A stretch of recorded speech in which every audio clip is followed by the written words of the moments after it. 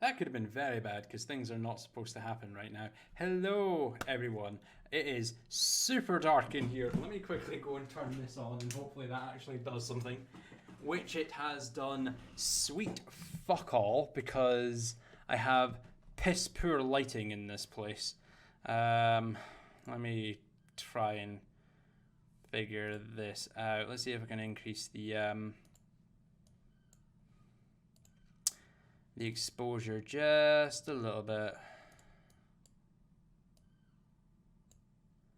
There we go, that's better. Maybe a little bit higher, up to 4. There we go, that's a little bit better, no problem. Much better. Nice. Cool. Welcome back to Dragons and Dungeons, second episode after it's been like 3 weeks. Yeah, in the past few streams that I've done, not not really had the opportunity to explain much. May have missed it. I'm not sure. But put a post on Twitter as well. But for those of you just tuning in, the reason that I've not been here is because, well, I moved house. People are loud outside my window. But yeah, I have moved into my own place. So for the last few weeks, I haven't really had a stable internet connection. The connection's been live now for the last short period of time, about a week now. So hopefully it's stabilized, and I should be live from now on, and you'll see me on Twitch a whole lot more. But for today, we're going to be back into dealing with intrigue and bullshit and dragons and dungeons and stuff like that. That's the name of the game, right? We're going to rejoin the band of misfits that is the Caped Crusaders as we continue their adventure through the realm of Taldore, still currently set in Stilben. Oh no, I wasn't driving. God no, the amount we drunk, I wouldn't have been safe to drive. Yeah, no, driving while drunk is not a good thing. Yeah, the more you know. Hey guys. Hey Scott. Hello. Hello. Right, so if everyone's good to go, last we played several moons ago, you guys were currently having a good old time in Stilben, where you had recently been tasked to hunt down some strange looking rocks by a gentleman whose name eludes me at the moment, unfortunately, because a professional DM that I am, I don't have my notes open. As you went to complete this task for him, you'd journeyed to the north, to the northern swamps, where you were able to find this strange-looking rock. However, upon interacting with it, you were actually ambushed by a hydra. The hydra, actually defending its young, attacked you, and you were all successfully able to eliminate the hydra and its mate in the area, and been able to extract several hydra eggs, and actually find the mentor of the individual who had actually given you the task. Upon returning to Stilben, you completed your task, handing over the one of the strange rocks, keeping a couple for yourself, but keeping some of the rocks nonetheless. You had managed to gear yourselves up a little bit more effectively, and returned to the Clasp, where he spoke to Joga, who, in his moment of a brain fart on the DM's part, completely forgot how the passage of time has worked in the adventure, thinking that had actually gone a little bit longer than I had anticipated. But you'd come together to create a plan of action to lure the Myriad members into your location to try and essentially like draw them in, maybe interrogate one of them for information on the whereabouts of the Myriad caravan, which Joga had tasked you with finding and eliminating to remove the Myriad's presence from Stilden. Later that evening, after you'd returned to the Topaz Blade, the inn that you were staying at, you had set up a plan where you'd let a small piece of black cloth out the window to kind of signal Joga to approach. And through the night, you actually heard some commotion outside. And upon checking, you had noticed that there was a group of several figures out in the alleyway below you that seemed to be in some sort of scuffle. And in the most brazen, stupid of actions, Temple had decided to belly flop out of said window into said alleyway and successfully managed to land on top of one of the assailants as you all prepared yourself to fight. So, I need everyone to roll initiative.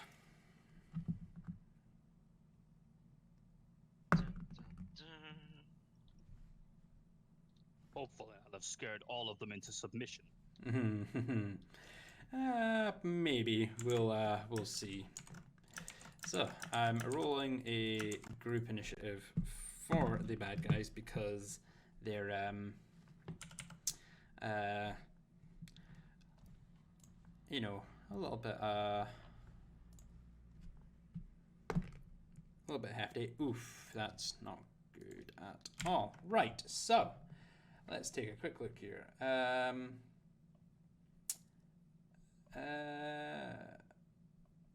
Talar rolls a 12. Okay. Right, let's see. Talar rolls a 12. Victorlas, you rolled a 20.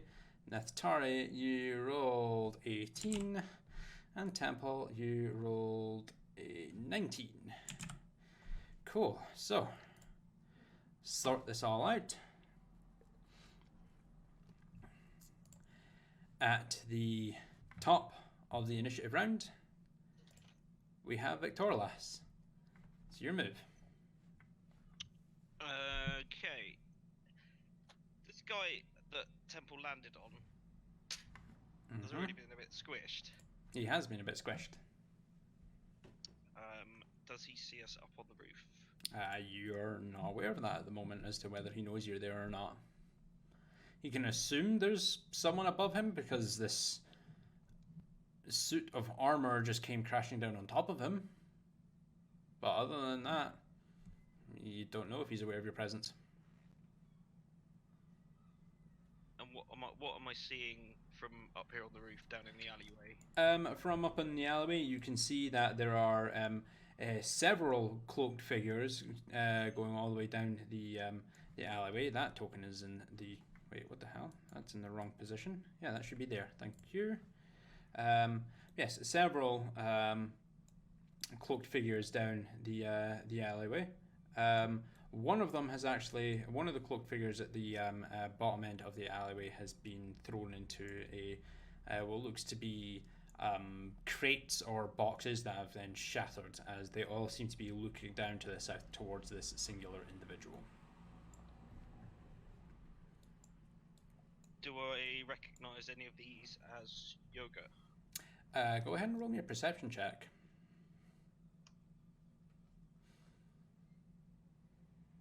25. In the darkness,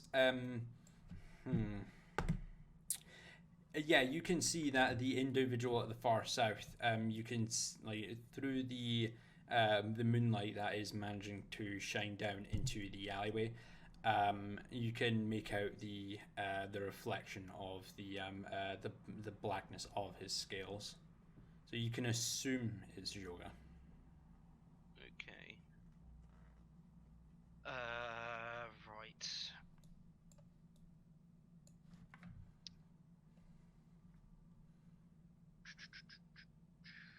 I was thinking, which ones are the good guys and which ones are the bad? You'll have to hope that you attack the right people, if any. I'll just jump out and splat them. It's down to you guys. I mean, sod it. I am going to use my bonus action to Hunter's Mark this guy. Okay, Hunter's Mark he is. And I'm gonna take a shot with my longbow. Okay, you are going to be rolling this at disadvantage because Temple is like essentially in the progress of getting up off of this guy who is actually knocked prone. Let me just quickly go ahead and You're do that. squishy. You're also prone as well, Temple, so don't laugh. Damn it. So you're going to be at disadvantage on this, even though you have the height. Temple is basically pushing off of this guy, so you're trying to avoid Temple, so this is going to be disadvantage. Okay. That's just dis after my roll. Yes, that is correct. DIS. That is a 20 to hit, regardless. That will hit for 12 points of piercing damage. Go ahead and roll your d6 for your Hunter's Mark for 2 points of damage, and go ahead and roll your Colossus Slayer as well, as this person has already taken damage. Colossus is D8 of damage, correct. 6 points of damage. That's 20 points of damage off the bat. Very nice. As you take a moment to like draw the arrow from your efficient quiver and take aim, just remaining steady for a few moments before there's that brief moment where Temple is kind of like lurched off to the side, trying to like push himself up and off of this individual, and you let loose the arrow. You watch it sail through and just sink deep into the upper pectoral of this individual, and just slowly watch as the arrow kind of protrudes deep into him and almost juts out of the back.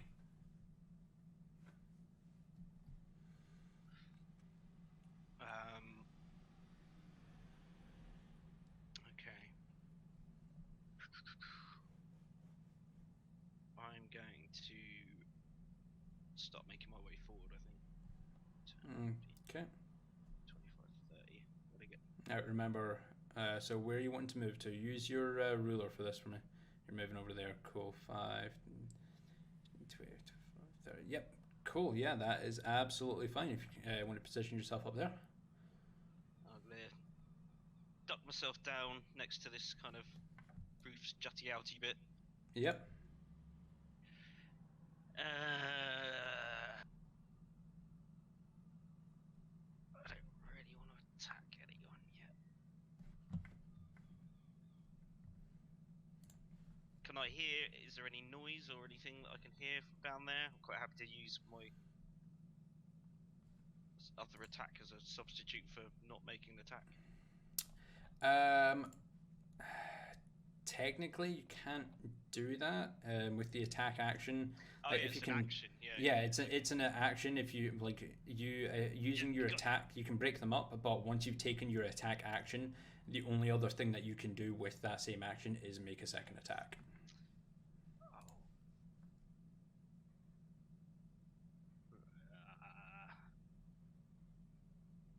Okay, I'm gonna end my turn there. Okay, cool. With that, we move on to Temple. It is your turn on initiative. You will use 15 feet, your half of your movement, to stand up if you wish to do so. Well, I'm going to do that first, and I'd certainly Absolutely. like to stand up. You are standing. You have 15 feet of movement left. Okay, so what did I just step on? Go ahead and just give me a perception check for this, because this is it is a dark night. You are deep in an alleyway. This is an individual clad in robes. They're currently leaning away from you, kind of in pain from the arrow that is just now jutting into their chest. The robes, the color of the robes, you can't really ascertain in the darkness, and there's no visible markings on them that you can see at the moment. I can't see shit. Well, Victor Alice has got good eyes, and I'm pretty sure that's one of his arrows.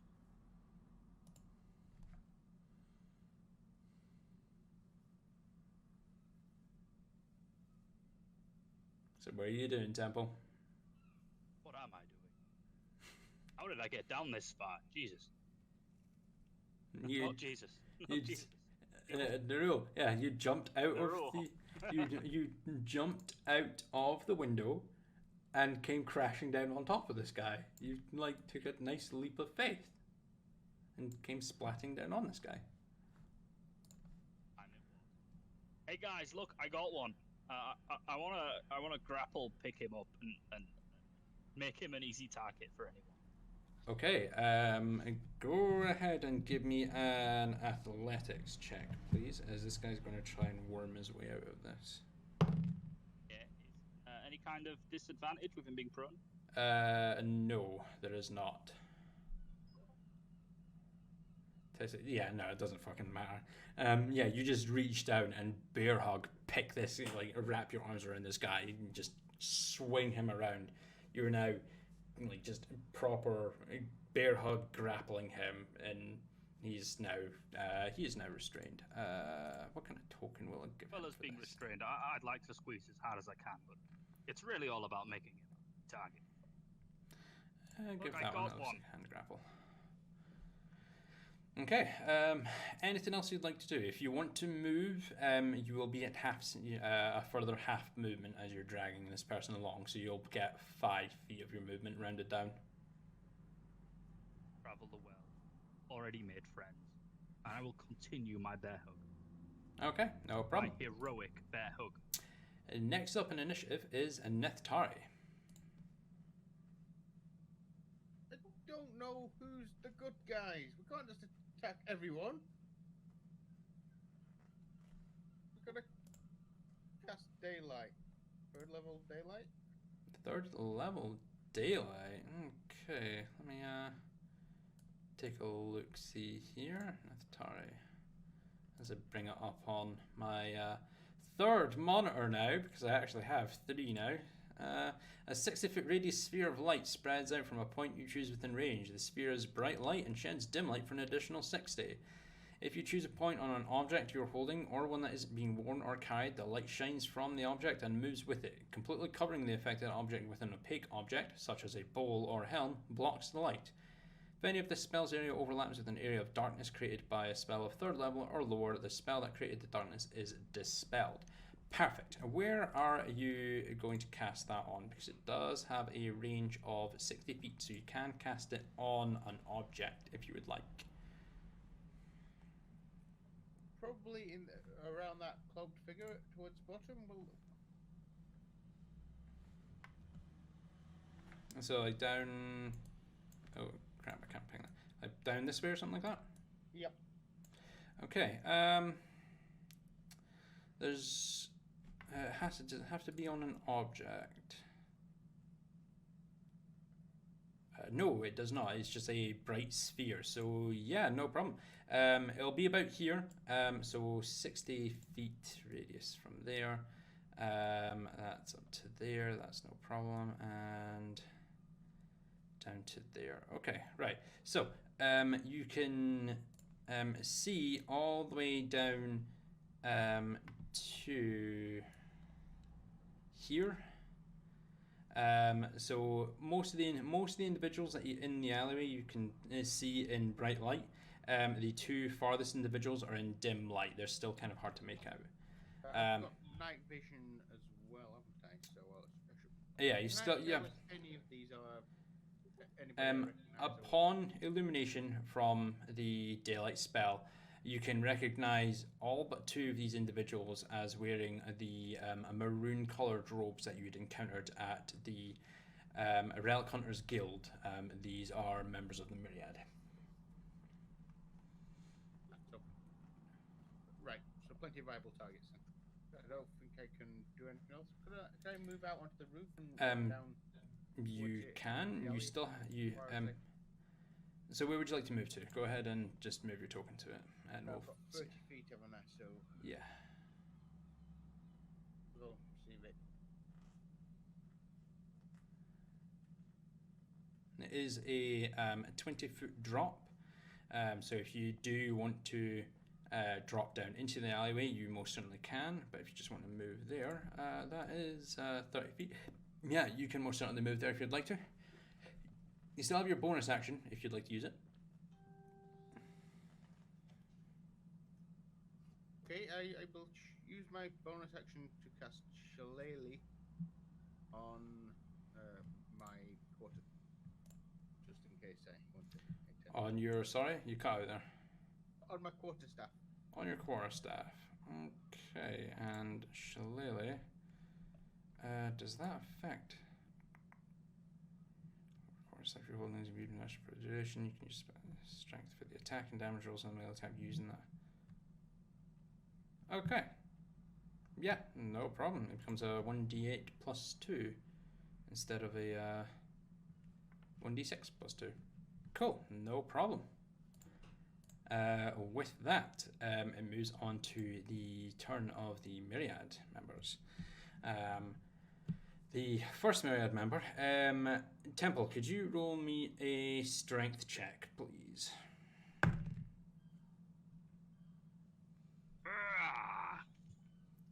A 20, as you're trying to like bear hug this individual.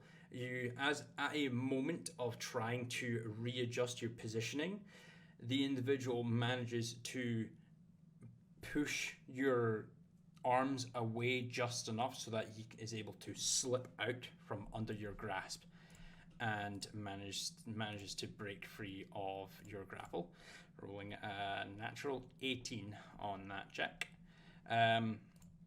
He then turns to face you, drawing what looks to be a very strange looking longsword in one hand as he swings and strikes out at you. That is going to be a 19 to hit your armor class. I have an armor class of 20. Of 23, yes you do. Damn. So yeah, no. As he brings down his a weapon to bear, you're able to. Actually, quick question: what are you using at the moment, weapon-wise? Are you using your longsword? Yeah, that's my default. Yeah, your longsword, and you've got your shield equipped. Yeah, cool. No, just double checking. I have to take a look at beyond myself there. Yeah, no, you bring up your longsword, and you're able to definitely with one hand just deflect the attack as the blade comes down to you.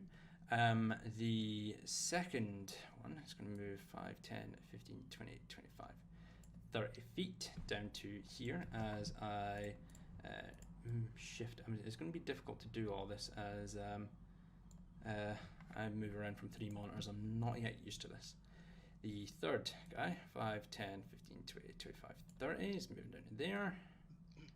Number 4, 5, 10, 15, 20, 25, 30, moving down to there, and is going to make an attack. As a 14 to hit, which misses as the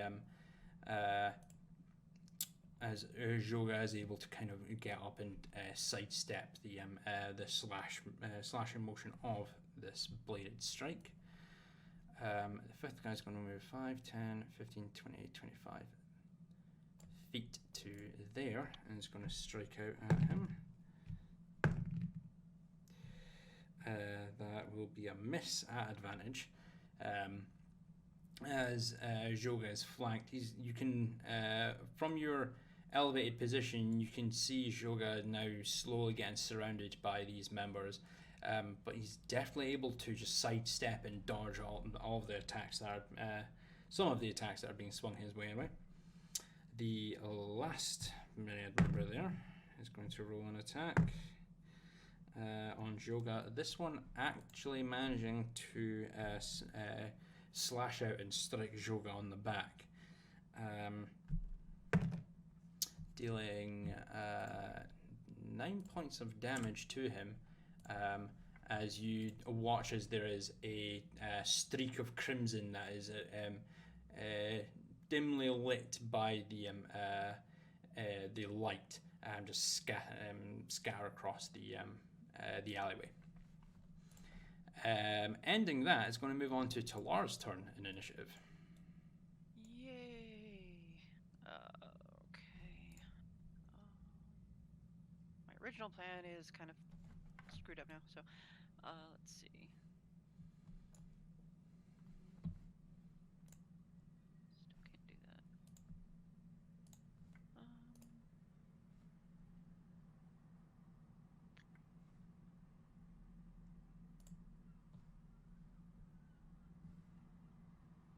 So I have, was it 30 feet of movement, and then I can also use, was it 30 feet of flight? Is Yes, correct? that is correct, yes. Okay.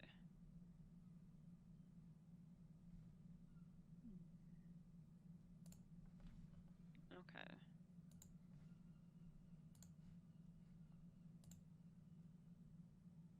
I'm going to do that and have her end up here. Okay. That should be total of 60.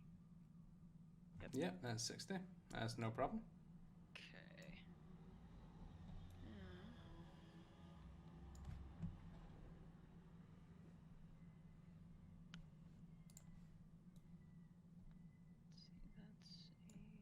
Okay.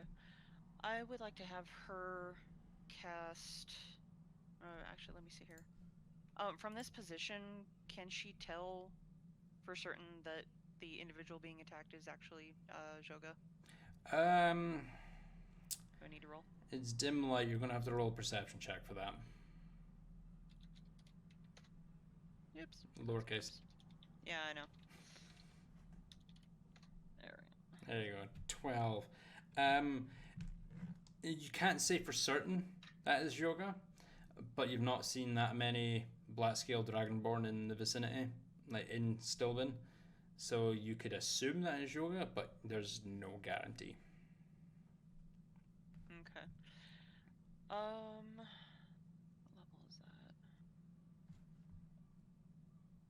I'm gonna have her cast a Shield of Faith on him. I think I can do that. So that's 60 feet. 60 feet is a bonus action, yep. I think I can reach that. Yeah, that's no problem. As you Okay. give Joga there a Shield of Faith, granting him +2 to his AC for the duration. Okay, and let's see. You have your action. Yep.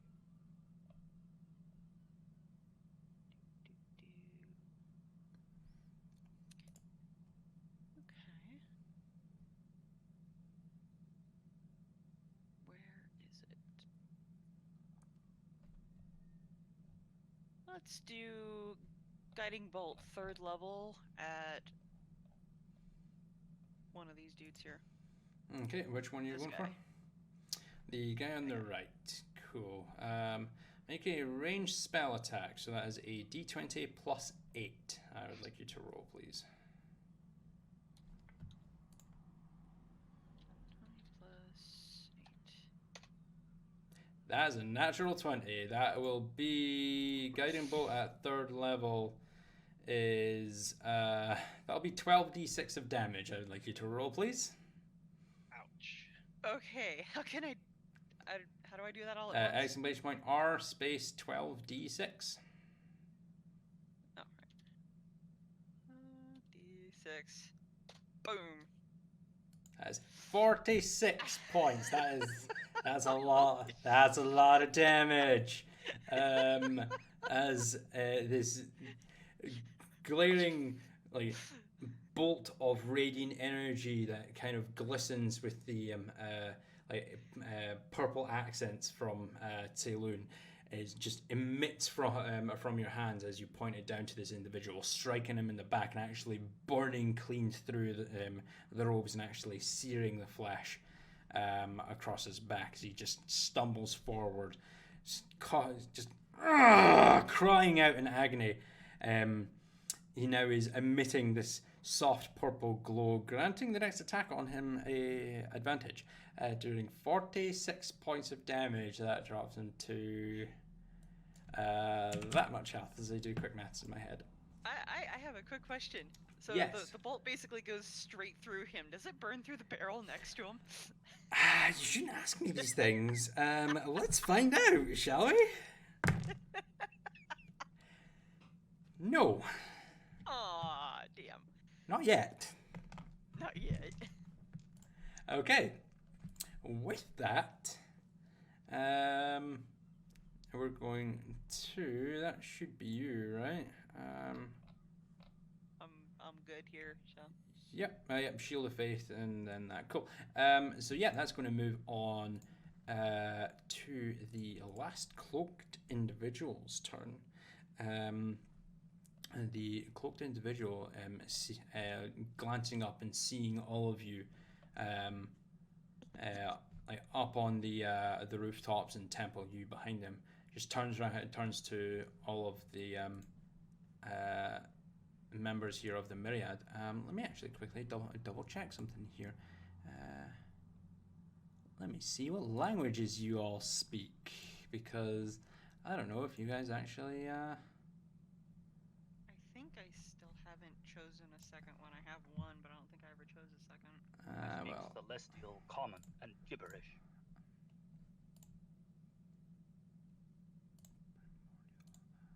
Where did you learn Druid. gibberish? No. So you don't actually understand what the individual is saying, but you just hear some deep, like very throaty and guttural sounds emitted from this individual, pointing to Temple, then up to you, Victorious and Neftari, then over to you, Talar, before pointing a second hand over at Joga. You guys then, up on the roof, you watch as the individual kind of swirls their hands around and then lets loose, firing 3 Eldritch Blasts. That is going to be a 12, so that will not hit Temple. That's a natural 1, so that is a miss on Victorious, regardless. And Neftari. Neftari, does a 16 hit your armor class? It doesn't. It does not. Okay. So as this individual just turns around, you watch as they just fire off bolts of energy. One soars clean over your shoulder, Temple, after you've just successfully parried the attack from the first member. The second bolt actually just fizzles out in their hand, and they just look confused for a few moments before they let loose the third bolt, which just sails off into the sky before you just hear as the energy dissipates as the source gets too far away from it, as the energy just dissipates into nothingness. Which guy was this that just cast? That would have been the dark cloaked individual in the middle here. Okay. With that, that's going to move on to Kodar's. Joga's turn in initiative. I need to stop saying that. Hey. Let's see what he can do here. What actions can he do? He can do... Yes, he can. Cool. As a bonus action, he is going to disengage with his cunning action. And he's going to move 5, 10, 15, 28, 25... Actually, no, he's not. He's going to go 5, 10, 15, 20 feet over to here. 15 feet. Not provoking any attacks of opportunity as he disengaged. And then he's going to swing out his attacks on the individual that is before him. With the first dagger, that is a... I can't count. 26 to hit, and the second dagger is a 20 to hit. So both hit for... Where's my D4? For 9 points of damage, and 7 points of damage for 15 points of damage on numero 4. Drop into that. And Kodar...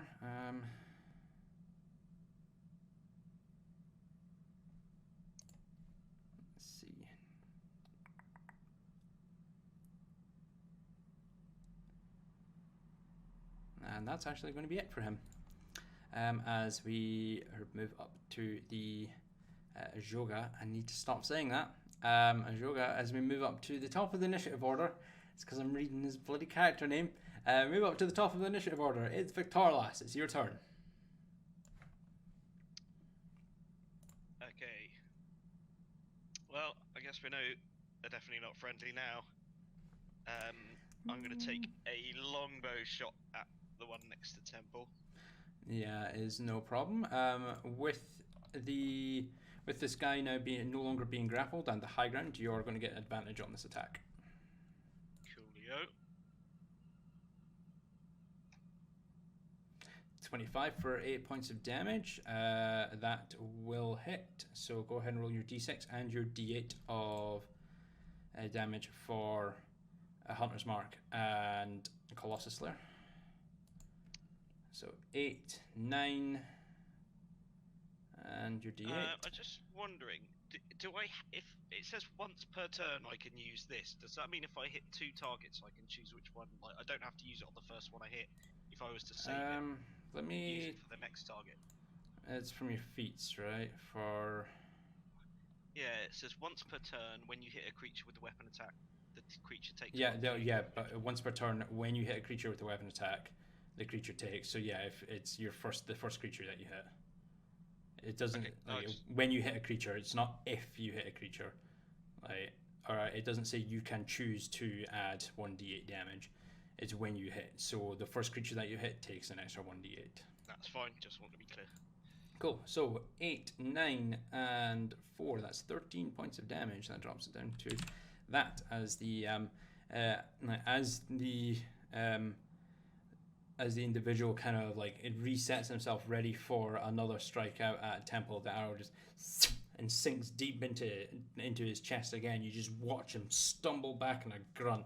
He grabs the shaft of the arrow and just snaps off and glances up to you, just glaring at you with anger as he drops the shaft down to the floor. Have another attack. Damn, he's still alive. Damn, he's still breathing. Okay, I'm gonna attack him again. Go right ahead, roll your attack. And again, at advantage. 27, that will also hit for 13 points. And go ahead and roll your d6 for your Hunter's Mark. Now, given that I've got advantage on this, can I also do sneak attack? He is aware of where you are. You cannot get your it's only sneak attack only works. It's not if you've only got only have advantage. You also have to be unaware of where you are, because he has looked at you and knows where you are. You can't get sneak attack. Give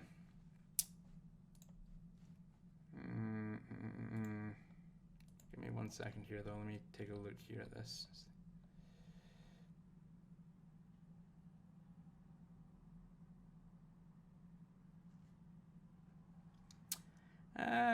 You know what? Actually, no. I'll say for the first attack, you would have had sneak attack because he was focused on Temple, and he wasn't aware of your location as he was getting up at the time of the initial attack. So we'll say for the first attack you can get your sneak attack damage. So if you want to go ahead and roll that 1d6, we'll add that on. We'll add that onto it for this time.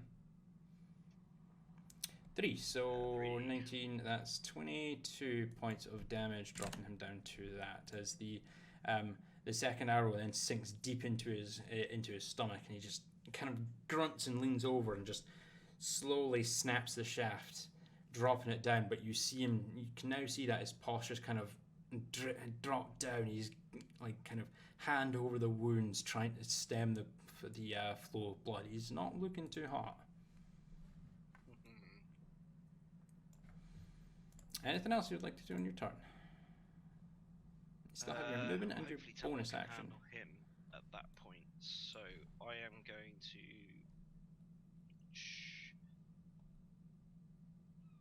run 30 feet forward to the other side of that roofy thing. I don't see there's much point in doing that. Oh, hang on.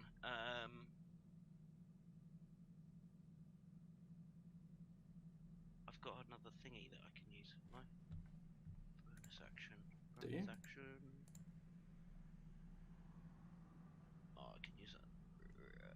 No. Okay, I'll end my turn there. Cool. That will then move on to Neftari. Sorry, to Neftari. Temple's turn initiative. I can't read.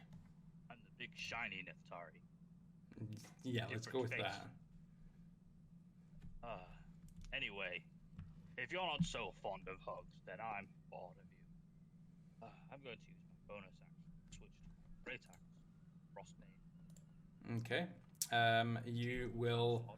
Yep, your armor class is down to 21 now, as you unequip your shield to use your Great Axe of Frostbane.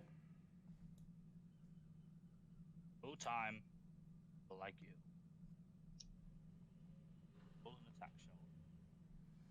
Absolutely, go right ahead and do so. And after you've done that, would you mind be able to like bump up the sensitivity of your mic a little bit? You keep cutting out every now and then. Absolutely. That's much better what you've just done there.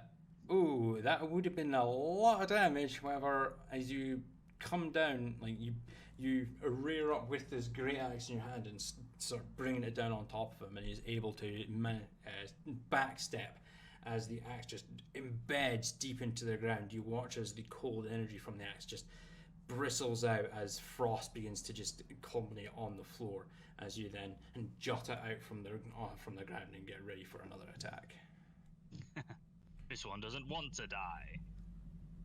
I'd like to make another attack. Go right ahead and do so. 24. That one will hit as you bring down the axe onto him. He again tries to step out the way, but the axe manages to the tip cleaving down the front, taking a large gouge out of his chest. I'm sorry, but I'm gonna have to channel some divine energy into this as well. Okay. Let me double check something here.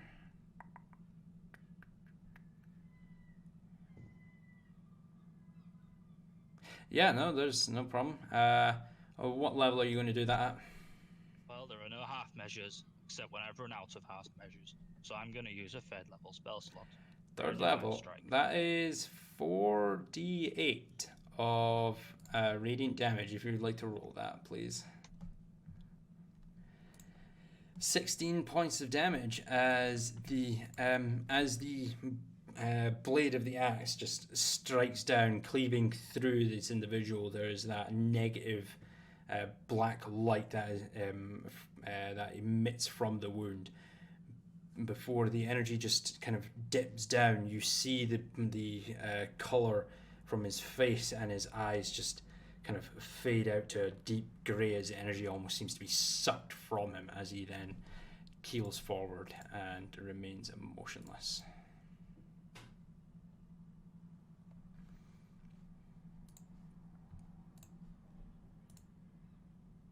Well, that'll do for now. Except perhaps some of my movement. Okay, now where are you moving to?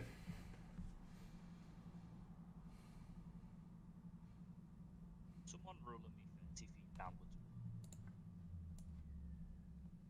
I'm moving to here. Thank you. No problem. Okay, absolutely. As you move down, heading further down the alleyway towards the other combatants, that will move on to Neftari's turn in initiative. Different color, Neftari. Is there anything about this strange black light coming out of this person that I know about? Which person? You'll have to mark them. The one the temple just killed. He said that he saw like a negative. Oh no, that was just the negative energy from that individual was just from the divine divine smite of Temple's attack. Right, he's not so charmed. No, nothing like that. No.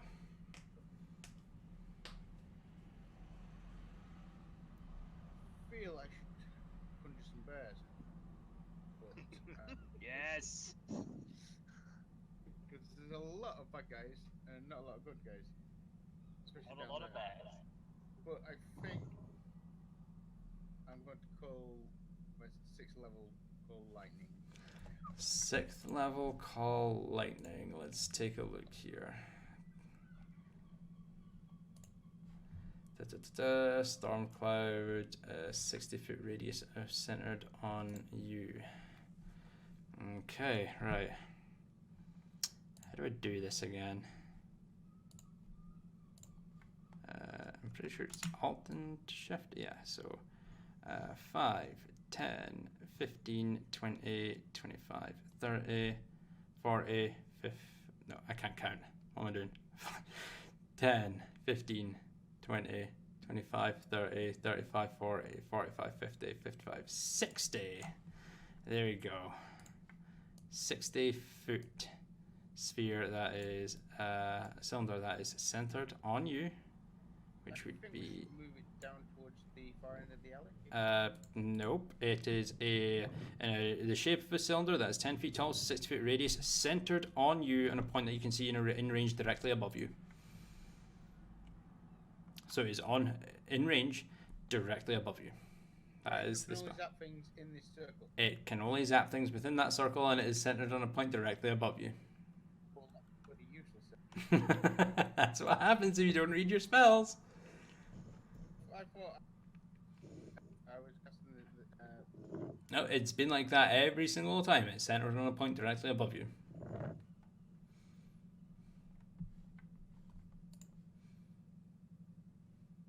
Oh, well, that's absolutely hopeless. I would have cast my other spell instead.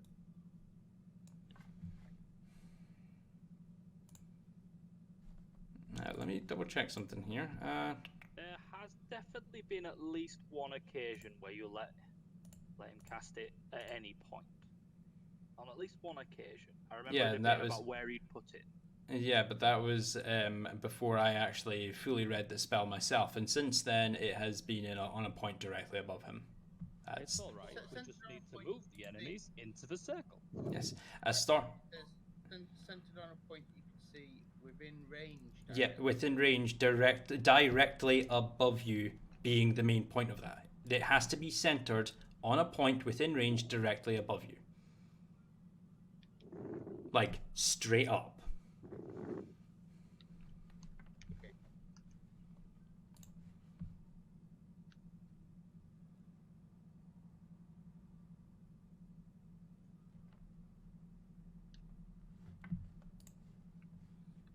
If I move, would the cloud move? I was looking at that. It doesn't say whether it does or doesn't. So, you know what? I'm going to say yes. If you move, it will follow you. I'm going to say yes. If you move, because it is focused on a point which is directly above you, so you have to move with the cloud. I will say yes. You can move. If you move, the cloud moves with you. Excellent. Then I shall move. That's probably not the ruling for that in the slightest, but frankly, meh. It makes it a lot more fun. Yes. Stop pinging me on my watch, please. So, where would you like to move to? You're moving to there, so that puts the cloud here. There's a different spell I was going to cast instead of that one, which was the sunbeam, but lightning would be. It's a little bit more damage. Could I zap the guy in the cloak then? That guy? Yeah, that guy. Yes. Yes, you may. So call lightning is a dex save of 14, I believe. Yes, and at 6th level it's 6d10 if they fail. Let's take a look here. That's a natural 18, so they save. But go ahead and roll the 6d10 damage anyway, as you know we're taking half damage. So that's 27 halved, so that's 13 points of lightning damage struck to this individual, dropping them down to that much health. No, that's it's just suddenly gained like 700 health. No. As they glance up and see the cloud forming and coalescing above you, and kind of knowing what's about to happen, they preemptively jump out of the way as the bolt of lightning strikes down. The electric energy from the bolt still managing to catch them and do some damage, but not as much damage as you would hope it would do. Strikes at me, would you have some back?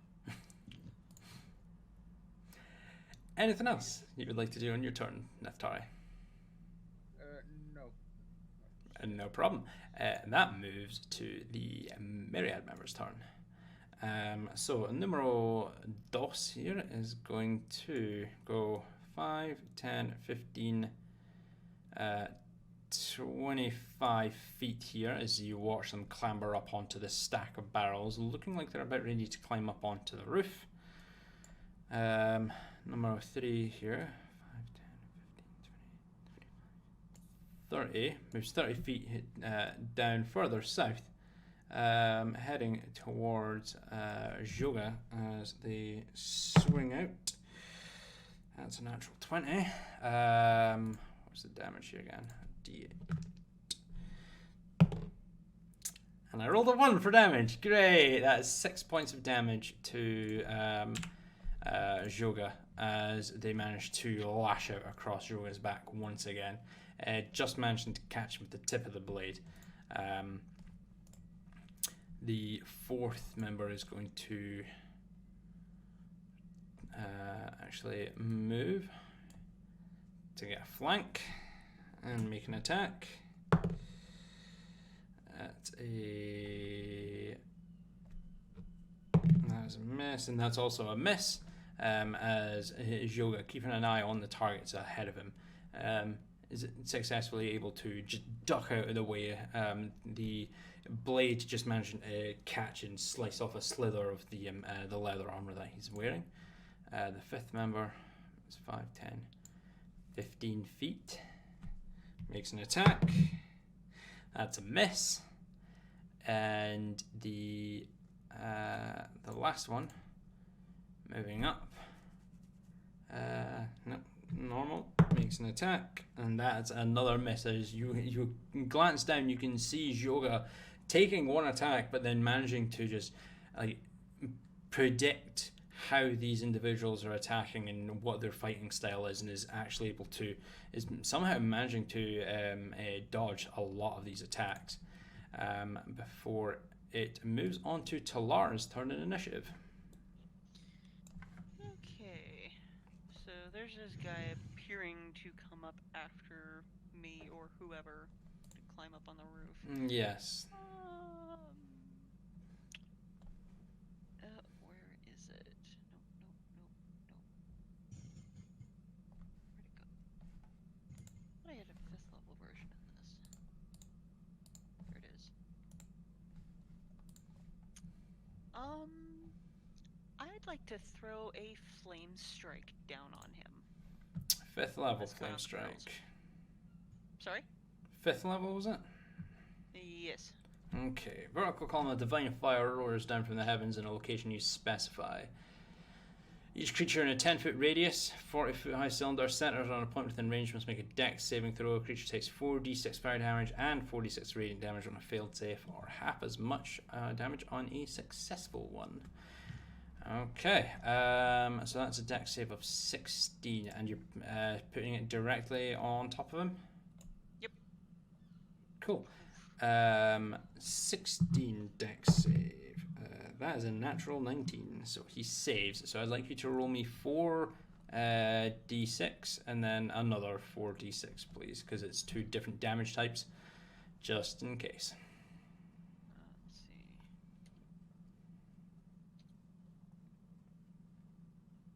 Oops. Okay, there's the first one. 4d6 for 14, so that's 7 points of damage. And there's the other one. for then 8 points of damage. No problem. As he gains another 700 health, apparently, because I can't type.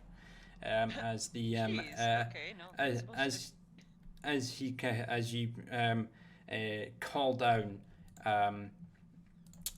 your flame strike upon him, he's reaching up, trying to grab onto the ledge, and as he glances up towards the heavens, you can actually see this pillar of fire with accents of violet and radiant light flowing through it. He lets go of the roof and kind of dashes back on the barrels, managing to avoid the brunt of everything, but is actually able to catch his balance as he gets singed and takes a little bit of damage, but manages to stay on top of the barrels.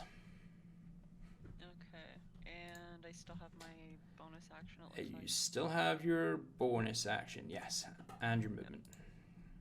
Okay. I'd like to have her cast Healing Word on Joga. Okay. What level would you like to do that at? I have that at 3. Third level healing word. That is 3d4 plus 4 if you would like to roll that.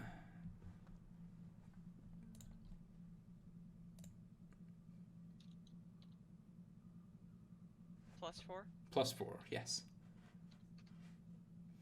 It's 14 points. As you call out to Joga with a blessing of Tselun. You see the kind of the violet radiant energy of Tselun kind of flow through him, and so like the gashes that are on his back slowly start to close over and heal up. And I will stay where I'm at currently. Cool, no problem.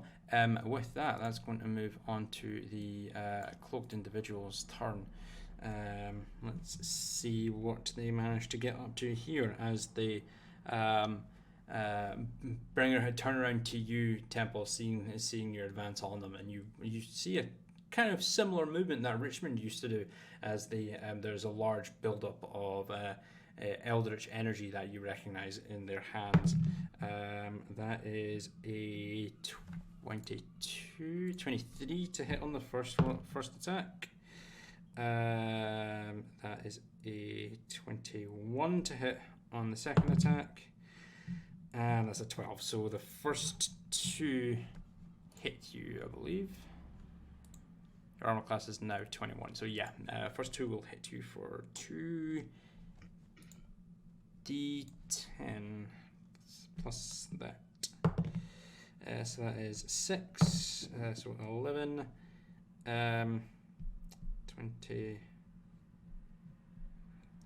26 points of force damage to you as the first two eldritch blasts collide with you, not pushing you back as you've seen Richmond do several times, but just colliding with you, and like it hurt. That was a fair whack. The third strike glancing over your shoulder and actually turning one of the crates behind you and erupting it into splinters. They're then going to move How many points to of the damage south. was that, please? 26 points of force damage.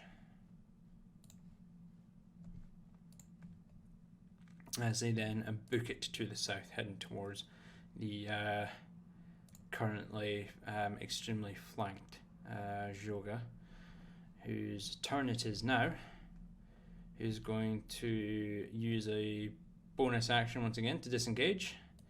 5, 10, 15, 20, 25, 30 feet to move up to the back here, get behind this cloaked individual, and he's going to stab with his daggers. That's a natural 1, and that's a 21 to hit. So the as he runs around the back of this individual, he strikes out. The cloaked individual actually managing to lean over to the side and actually strike out with her hand, and actually manages to disarm Joga of his first dagger before he brings his offhand strike down onto this individual, doing 5 points of piercing damage as he stabs that mofo in the back, dropping down to that. I just crossed off my player screen by mistake because other tabs, and I'm not used to having this theme on or set up. Let me quickly get set up here. I'm on the wrong screen. I'm going to drag that out of the way because I need to rejoin as a player before you guys get to see absolutely everything, which you're not allowed to. There we go. And with that, it's going to return back to the top of the initiative order. Victorlas, it is your turn in initiative. Okay. Well, it looks like they're going to be coming to us now, so let's stay within this circle. Keep nice and cozy safe.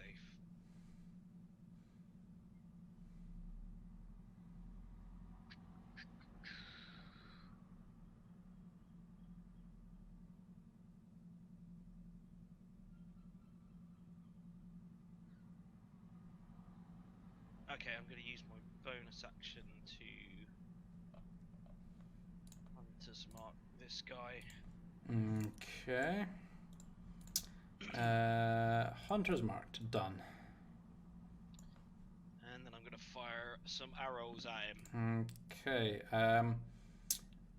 With this, you have the high ground here, so it will be advantage. However, he is going to have 3/4 cover here.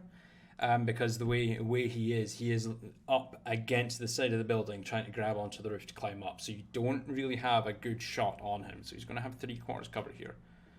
So go ahead and roll your if you still want to, go ahead and roll your attack at advantage. What's the result of 3/4 coverage? Does his increases his AC. Oh, of course it does, yeah. Increases it by 4, I believe it is. In which case, can I use my movement to get off the roof, or will that require an action? No, you can move that. However, depending on how you do it, you may end up taking damage. Yeah, okay. Oh, just jump off. You'll be fine. Says the one with wings.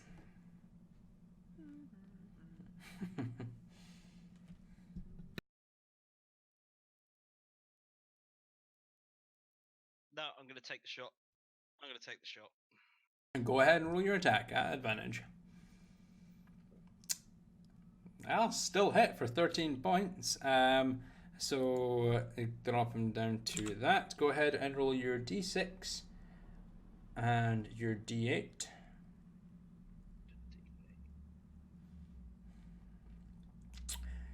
And for this one, yeah, I'll go ahead and roll your sneak attack damage for this, your d6. So that's 13 plus 10 plus 14, dropping him down to that much health.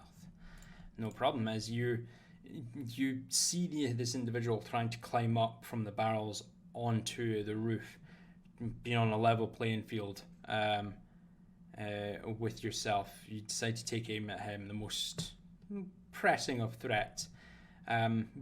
Barely able to catch onto him, you let loose and you watch as the arrow just sinks through his forearm as he's reaching up trying to get a grip on the roof. As the arrow just juts through and just stops halfway through, you just see him just scream out in pain as the half of the arrow shaft is now sticking out through his forearm. You have your second attack. Nice shot.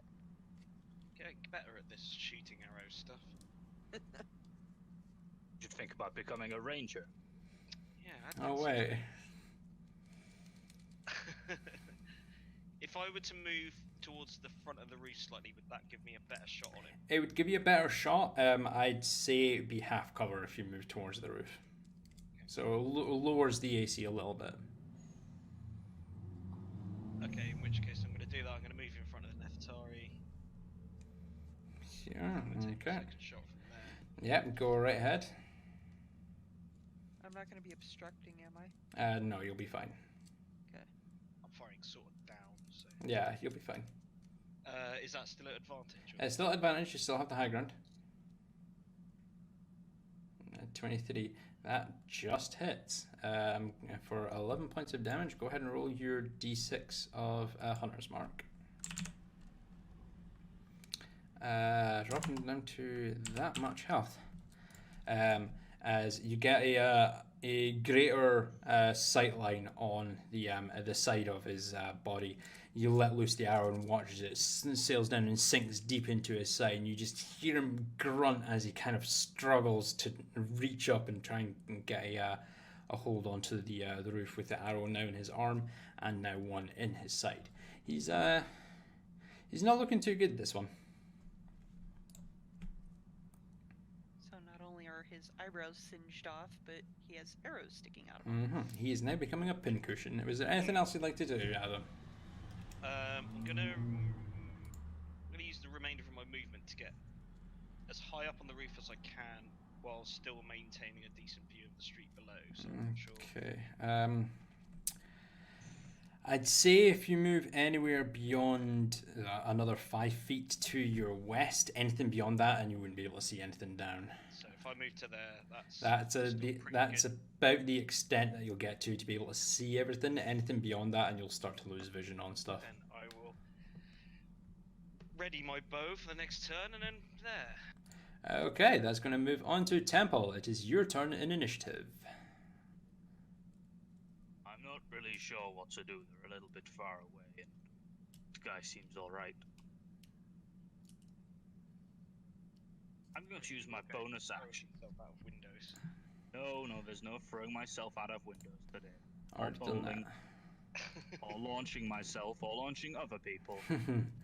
Goodness gracious me. Or donkeys. Or donkeys. God help me, however much fun that would be. I'm going to unequip my great axe of Frostbane, Okay. re-equip my long sword and shield, Okay. and I'm going to use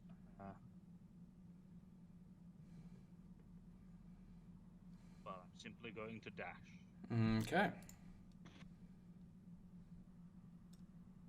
Going to dash. Oh wait, hold on. Actually, let me reconsider for a moment. How healthy does this gentleman look? The fellow with the blue dot.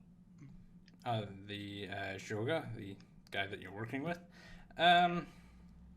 He looks all right. He's taken a couple of hits, but he has been healed by Talar already, so he looks okay. Well, I'm going to use my dash attack to come here. Stop trying to be Richmond. Okay. With that, that's going to move on to. Of course, you're trying to be my friend. No, and moves on to Neftari's turn in initiative. Am I right in thinking if I cast a concentration spell now, it will break my other concentration? It will, yes. I won't do that. I will instead cast third level tidal wave. Third level tidal wave. I'll cast it across these 4 guys at the bottom. Okay, so you want to do it like that, yeah? Yep. Okay. 10 foot wide by 30 foot long. Yes. Yeah, no, that'll be absolutely fine.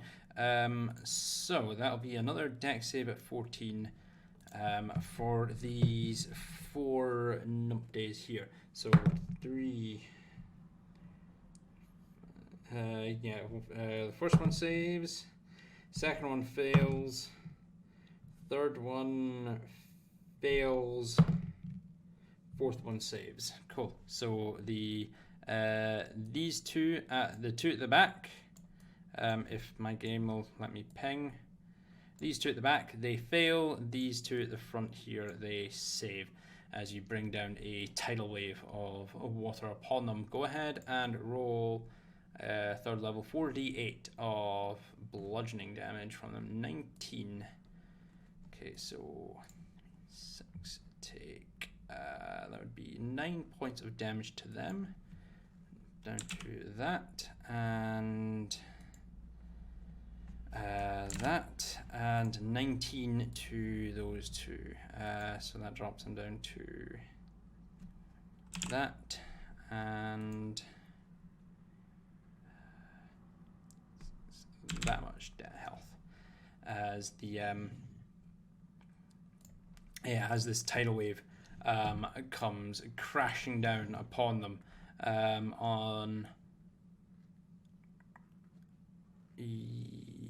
No, that's no problem. And these two at the back here are knocked prone as the a sudden cascade of water just crashes down on their backs, knocking them onto the floor. The 3rd and the 6th one, they're able to avoid the brunt of the damage, being knocked about by the sudden torrent of water, but they are still standing.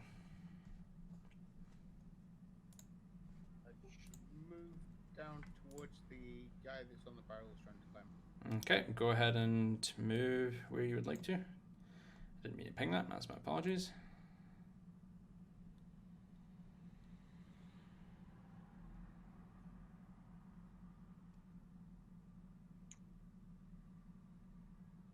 Try to stay. Can he attack me when I'm up here on the roof or not? He could try to.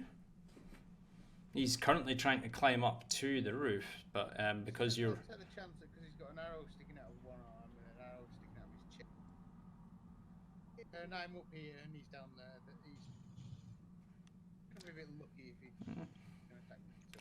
So, You never know. Action to do my beast hide shifting. Actually, I forgot about that. Yes, you may. So you gain 14 temporary hit points, and I believe you gain 2 AC as well because of your racial feat. Where is it? Shifting. What's this changed to 2 now? Oh no, sorry, yeah, it is 1 to your AC. Just read it up there just now, and it's actually 20 HP, 20 temporary HP you gain. So your AC is now temporarily 19. You have 20 temporary hit points. Yeah, but remember, I just said you gain an extra flat 6 instead of 1d6. Saves you have to roll it. So 14 HP, and then so if you go to your, instead of going to your bonus action, go to your features and traits, and go to your racial features, and then at the bottom shifting feature, whenever you shift, you gain a 1d6 additional temp HP and a +1 bonus to your AC. But I'm just giving you the flat 6 instead of the roll. I think it's better that way. 6 temporary HP. So 20 total temporary HP because you get 14 flat from the shift, plus that 6, and your AC is temporarily 19. So just remember that for the time being. Okay, and is that you? Yeah. Yeah, I think so. Thank you. Cool. We're going to move on to the Myriad member's turn. He is going to successfully manage to use half his movement to climb up onto the roof.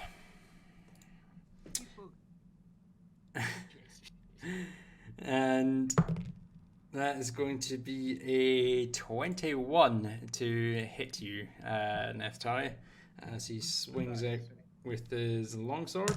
That is going to be 2 points of damage plus 4, that's 6 points of slashing damage as he manages to get up onto the roof, and as awkward as it looks with an arrow sticking out of his forearm, he manages to swing at you, and as you try and duck back out of the way and dodge the attack, the tip of the blade just manages to cross across your front, just nicking you for a little bit of damage. It's going to move on to numero 3, who's going to move 5, 10, 15 feet up to here and swing out at you, Temple. That's a 3, so that's not going to hit. I don't think so.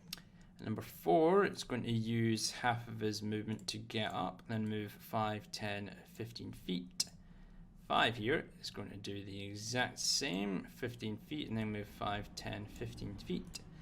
Number 6 here is going to move 5, 10, 15, 25, 30 feet as he clambers over the barrels, trying to get around to the back of you, Temple, but is going to swing it at you. As a 6 and a 15 plus 4, that's 19 to hit you at advantage. I don't think that does. I think you're back up to 23 in AC, right? Yeah, cool. So yeah, you watch as he kind of like scrambles across the barrels, and as he like kind of hops off them, he brings down his longsword upon you. You're just able to bring up your shield and deflect the attack before it actually lands and does any damage. And with that, we're going to move on to Talar's turn in initiative.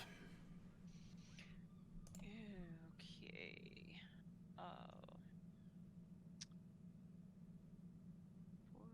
Okay. Spiritual weapon, 4th level. Spiritual weapon, 4th level. Absolutely. Sorry, ping that for me again. Just there. Cool. Just next to the cloaked guy, yeah? Yeah, right there. Don't. I'm not hitting you as well. And there you go.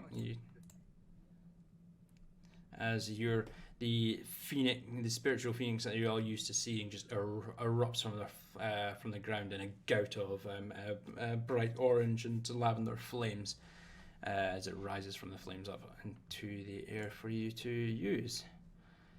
That will be, I believe, a D20 plus 8 for the attack. Okay. I don't remember if this counts or not, but is this considered a flank with Temple where he is?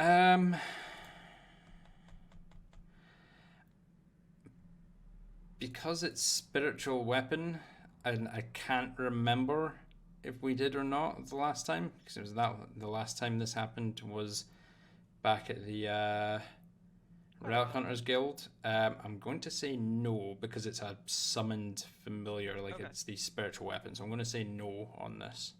Nope, that's fine. I just wanted to double check. So, crap. What am I rolling again? D20 plus 8. Right. Okay.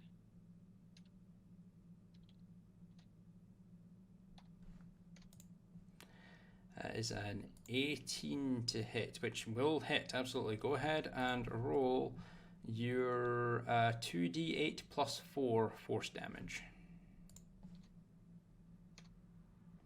For 13 points of damage to the individual as your spiritual phoenix rises up from the flames and just swoops down with its talons and rakes its talons across the chest of the cloaked individual, who just glares at the phoenix before glancing up to you. You can just see a glint of red in the eye of the individual as he actually kind of like just focuses on you intently after the strike. You have your action and your movement. Let's see here.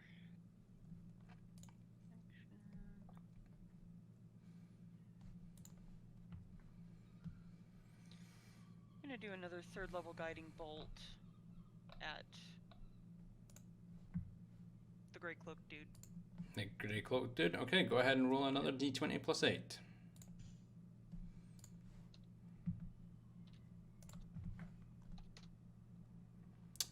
$18 to hit. That will hit. So that will be 3rd level. That was 66 of radiant damage. For those of you watching, a little house rule that I've put into place. 66 of force damage. A little house rule that I have put into place in regards to, radiant damage, not force. I'm reading the wrong thing. In regards to spell casting, to make things a lot quicker for combat and to make it a lot more interesting for casters. I changed the ruling myself so that as long as you have an action equivalent to the casting time, either an action or a bonus action, you can cast the spell so long as you have the spell slot for it. So you're less restricted on your casting. It's a little home rule that I have in place. That's a lot of sixes. Damn, that's 30 points of radiant damage. Dropping him to that. That was 3 6s and a 5. God damn. As he glares up to you and you see the glint of red in his eye, you just let loose with the guiding bolt as it streaks down and it actually hits him directly in the chin, burning quite a lot of his face and mouth and the hood around him. You don't even see him scream. You don't hear him or anything like that. As the flames just whittle down, you can see like his glaring teeth as the skin has bubbled and melted away, and he's just glaring at you, not screaming, no noise coming from him whatsoever. Tar is staring right back at him. She's not looking away. Basically, just locked. You to attacked this individual. us. It's our turn. Screw you. Cool. With that, that's going to move on to hit the cloak dude's attack. That's a natural 20 on the first Eldritch Blast. That is a 21 to hit you, Talar. Does that hit? Yeah. Yes. Yes. I'm sitting at 15. Wait, oh no, I haven't. Did we ever get the sling back for? No, you've not been yet. Not yet. Okay. No. Okay. So I'm still at 15. So 15. So that was a natural 20, a 18, and that'll be a 17 to hit you. So all 3 of these Eldritch Blasts are going to hit you. The first one, that is 3, 6, plus 5. That is 11 points of force damage. It's another 7, so that's 18 total.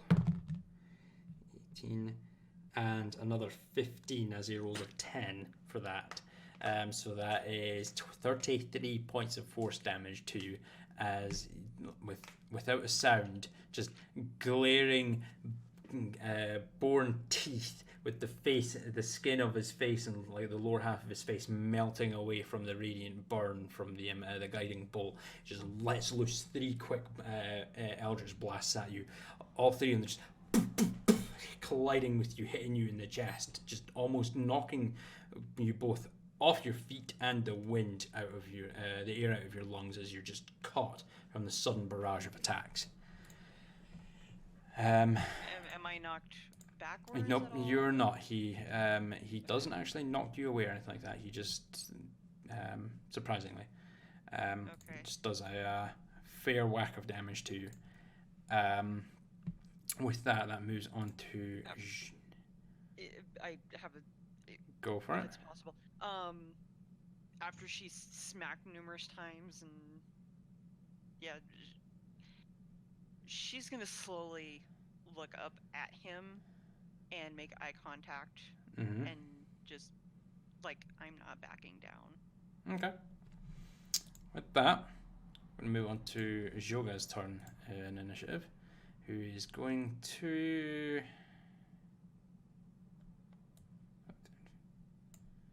move 15 feet off to the side, and is going to swing out at the actually no, 20 feet. He's going to move down to there and strike out with the dagger that he has in his hand at this individual. That's a miss as he lunges out, and the individual, just glancing over his shoulder at Joga, manages to sidestep out of the way from the attack. That's going to end his turn there, as you then move back up to Victorious. It's your turn in initiative. Okay.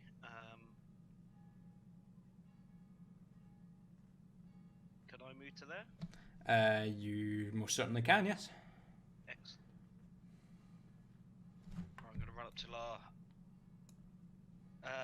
Sweet, took a bit of a hit there. Maybe this will help. I'm going to cast 3rd level Cure Wounds. Okay, 3rd level Cure Wounds. That will be a 3d8 of hit points.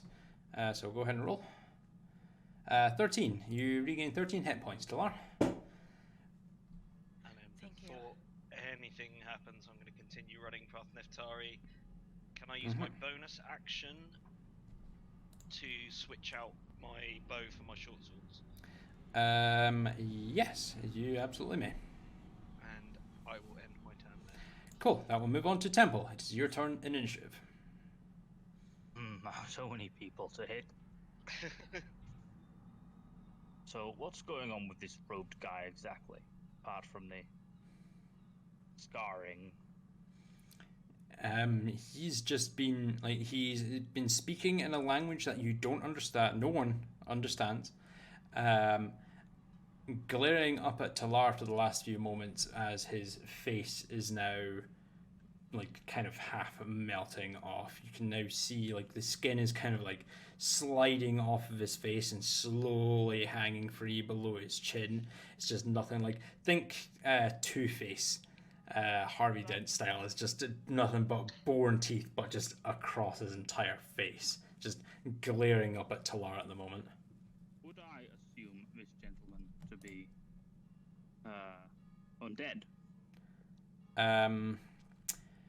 I would like you to roll me a... what would this be? Go ahead and roll me a religion check for that. Because you actually have a... If he is, I have a reason to kill him. You have your divine sense. It is an action, but we'll use a little passive here if you're able to make the AC. Your senses aren't really picking anything up undead or demonic, any fiends or anything like that in the immediate vicinity, so you can assume that he is not undead. Well, I'm not getting the feeling that you're undead, but I sure as heck look like it. If anything, I think it'd be a kindness to put you down. I'm going to swing at our old friend here. Okay, go ahead and roll your attack. Absolutely.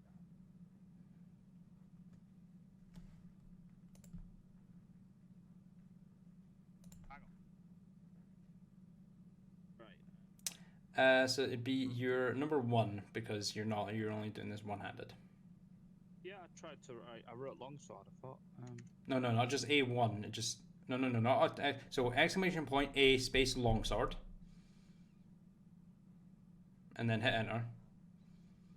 Then type 1 and then hit enter. Oh, is it because I have multiple weapons? Yes. So just hit 1 and then enter. There you go.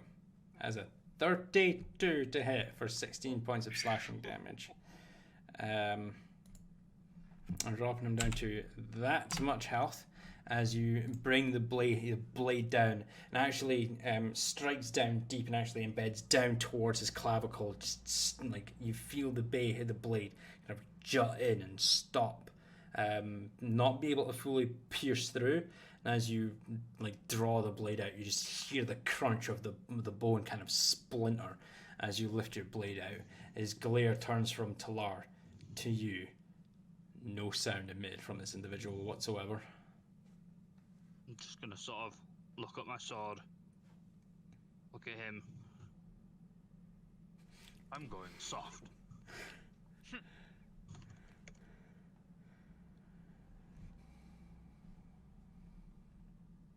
It's time. 19. That will hit for 17 points of slashing damage as you just kind of look at your sword. Yeah. Fine strike 2. One moment. I'm not going to make you waste a spell slot for this. Oh. You look at your sword and utter to yourself that you're going soft, and then with a subtle glance over, you bring your longsword down, and this time managing to connect at the same point, splinters clean through the clavicle, and your longsword now slices straight down about 12, 13 inches down into this individual's chest. And you just watch as the shock kind of looks like through his eyes, not on his face. He's not able to get any proper facial expressions anymore with the lower half of his face, but you can see the shock in his eyes as he glances down, and the life in his eyes just slowly dips away as he then slowly slides off your blade and flops to the ground. Much better. I'm just going to turn my head. So which of the two of you is next? And I'm going to cast second level branding smite on my sword, ready for my next attack. Okay, no problem. With that, I'll move on to Netari's turn in initiative.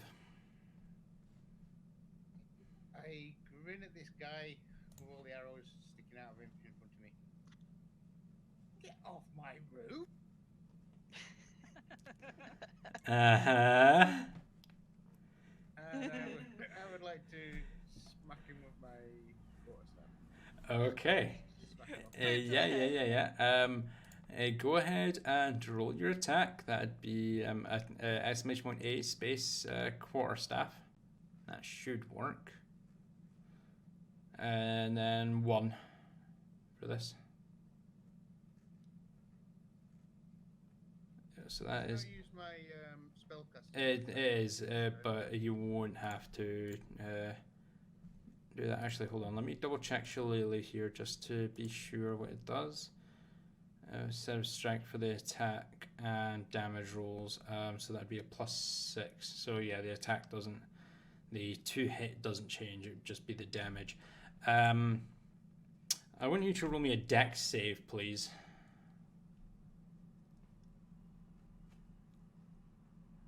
$18. Yeah, as you say your little quip to the member, you swing your quarterstaff at him, and even though he's almost become a pincushion, he manages to bring his arm up and actually catch your quarterstaff before it actually impacts and tries to do any damage, and tries to throw you off the roof instead. And in doing so, you are able to manage to kind of pull your quarterstaff out from his grip and bring it back to bear, ready for another strike.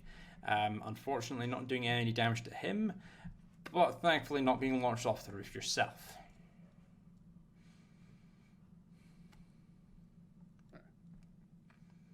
Anything else you'd like to do in your turn? Well, that was your action. You still have your bonus action.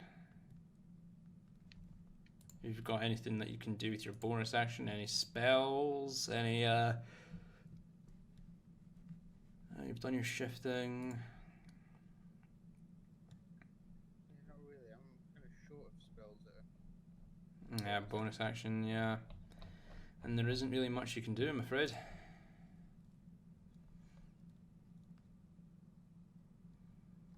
Really thought he would have just all that stuff sticking out of him. He would be.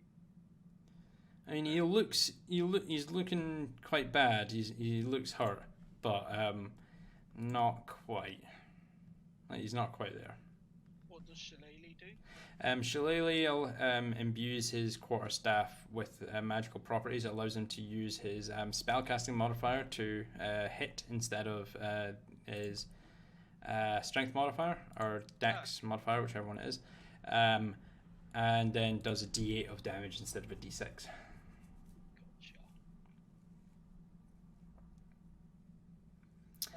I can't disengage because that's a fighter's attribute. It's an action. No, you can't disengage. It's just an action to do that, I'm afraid. You've already used your action to attack.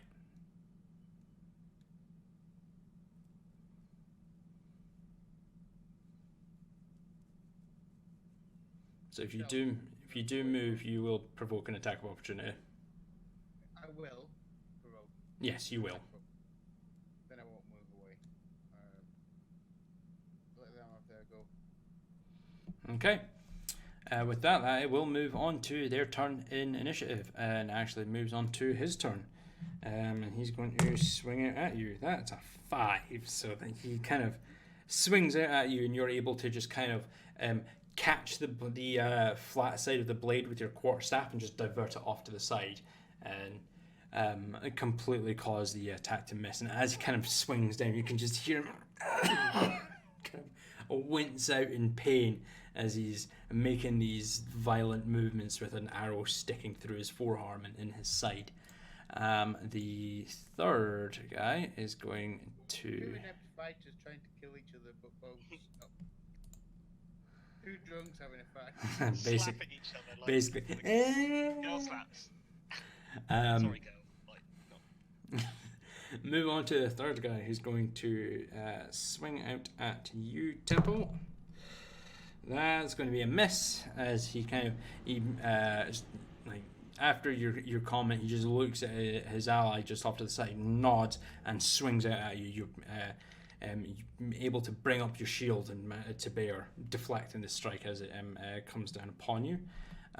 The fourth guy is going to move 5, 10, 15, 20 feet up to here, and is going to strike out at you. Oh, that's going to be a 23. That's just going to hit you. As he hits you for the max damage, that's going to be 12 points of slashing damage.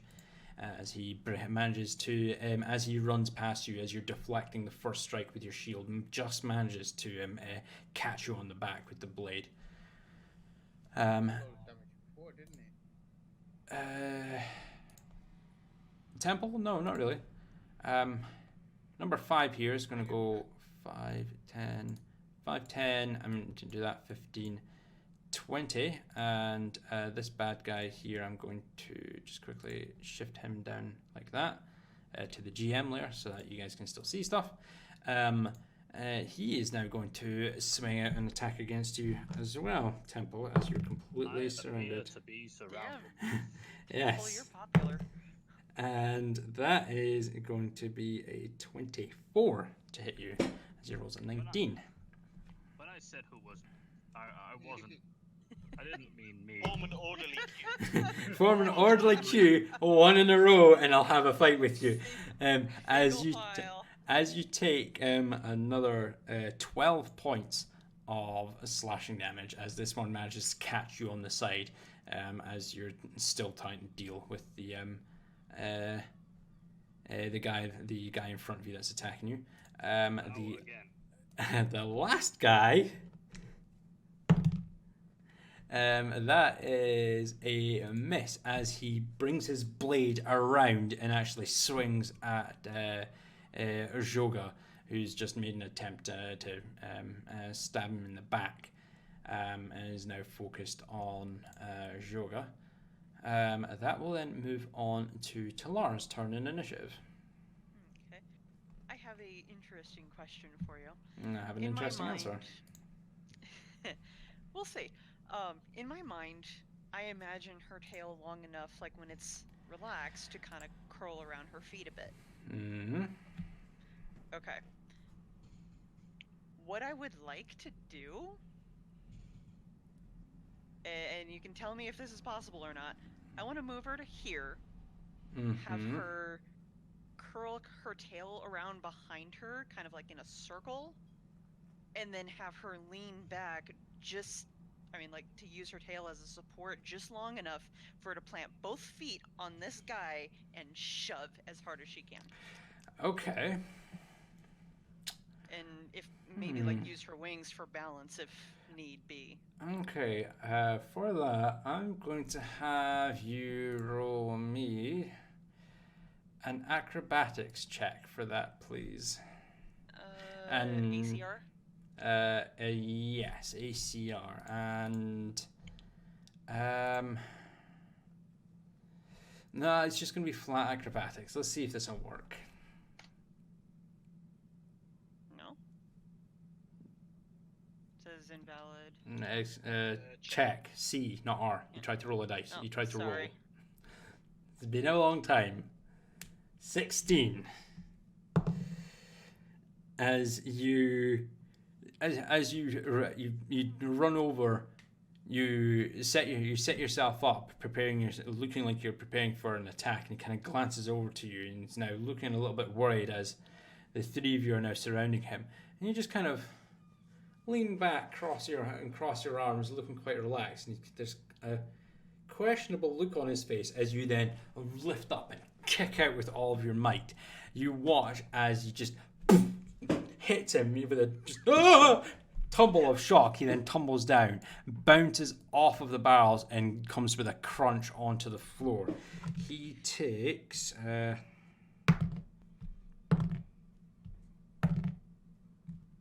8 points of bludgeoning damage as he falls the 20 feet to the ground and takes an additional 10 feet worth of damage, and coming crunching down onto the deck. He is now prone on the ground. She looks over at Neftari. You wanted him off the roof, right? That's what I meant to do. Victorious just looks over and smiles. Okay. And I'm going to say so that would be your would've been action. Yeah. So okay. you still have a bonus action if you'd like to use it. Let's see, which is right. How is Temple looking right now? How is Temple looking right now? Fabulous as always. I'm not sure, but I'm sure I'm about to. I'm sure if Warforged could bleed, I would be. Okay. I'm gonna use my bonus action to throw a 4th level healing word at Temple. Okay, that'll be 4d4 plus 4 to roll, please. Oh, wait a second. I just noticed something. This spell has no effect on undead or constructs. Damn it. He is not classed as a construct. I thought. Oh, he's not? He is not, no. He is a humanoid, and he is a Warforger actually classed as creatures. Oh, okay. Alright then I guess that'll work. So, sorry, what am I doing again? 4d4 plus 4. Bit of equality, please. I actually did take a look at that to see whether Warforged are classed as constructs, but no, they're just classed as humanoid creatures. They're not constructs. Constructs are more like dwarven constructs that require a power source. Warforged are powered by a unknown magical means that brings them to life. They are sentient. They're not just sapient like most constructs are. So, wow, that's a lot of 4s. You heal 17 points of... That was almost max there. 17 points of health back to you, Temple. Ow. Oh, wait. Ow. Oh, wait, that's not an ow. That's more like a Okay, with that, that's going to move on to Joga's turn in initiative, who is...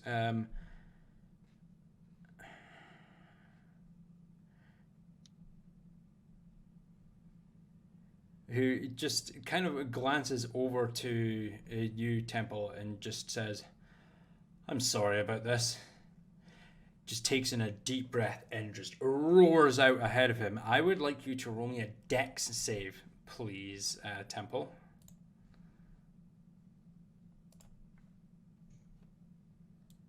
You make the save. Sorry. Oh, that was a dex check, yeah. Dex save. No, you get a better bonus on the save. You get a better bonus on the save, but you rolled shit, so you don't make the save. The guys that are left, which would be all 5 of them, actually. Let's take a look here. Nope. Yes. Yes. No. And no. So the 3rd and 4th one, they the 3 and 4 don't. 3 and 4 save. D6.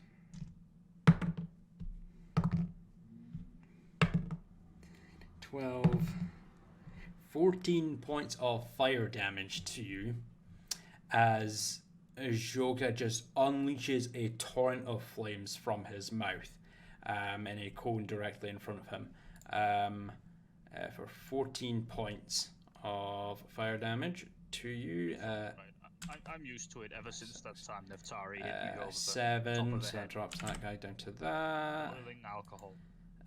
7, that drops him down to that. 14, that, and that. Cool. And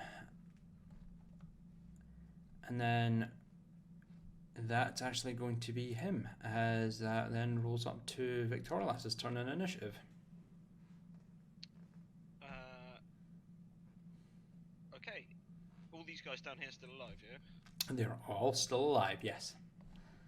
Okay. And one of them is prone on the deck. From where you are, you can't really tell how bad he is, but you know you've already put a couple of arrows into him. And the one that Joga's actually going up against took the brunt of that fire damage, is looking quite messed up. Can I move to there? Can I climb down onto the barrels and then get myself... To here, happy to make... yeah, no, that, an no. acrobatic No, maneuver it would take, it'd be 15, it'd be half your movement to drop down onto the barrels, another half your movement to drop you down onto the deck from the top of the barrels, and then 5 feet of movement would be left to get you to exactly where you need to go. So yeah, no, you can do that, no problem. Awesome. So I'm gonna definitely hop down onto the barrels and get myself into position, and I am going to attack the prone dude right here with one of my short swords. Okay, that would be at advantage. Go ahead and make the attack. God, I've got to remember how to spell short sword. And also maybe put the right exclamation mark thing. At advantage. Yep. And that would be number 1. Short number 2 for plus 32. What the fuck was that? I don't know, but it sounds good. No, it doesn't. Why the fuck are you getting an attack at plus 32? Okay, I think Avery is fucked up. That's not right. You may have to... we'll figure this out. Okay, yeah, 17 hits for 24 points of piercing damage as you, with your first short sword, just lean over and bury your short sword deep into this individual's back. You just hear him gasp out in pain, and he reaches out towards one of his allies before his hand just goes limp. He flops down to the floor, and the life leaves his body as he expires. Okay, pulling the short sword from his body, I'd like to use my bonus action to move my hunter's mark to this guy right in front of me. Cool. And then I'm going to take my second short sword attack. And go right ahead. This will as well be at advantage as it's flanked. Should I just short sword? I need to do short sword plus 3.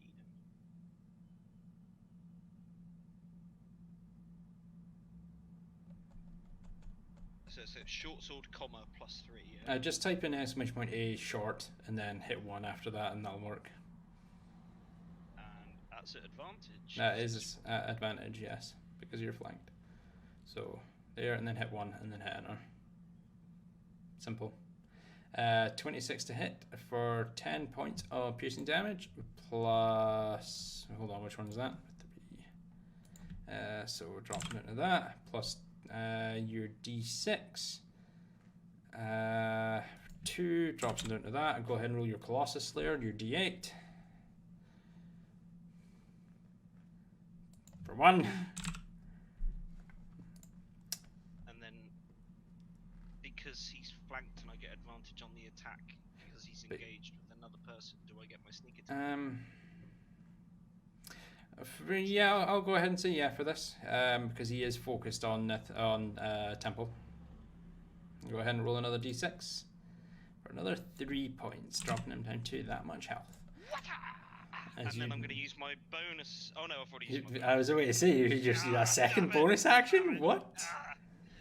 No, you're not getting to slip in the shadows. Fuck you. No, I was going to use my offhand strike, but I can't. Nah, already done that. Temple, it's now your turn in initiative. You can attack in any direction, wouldn't you know? Wow, there's so much choice. You know, this is just going so well for me. I'm going to the one to my left. I'm going to say, you look like a hog. The one to my north, you're no better than a horse.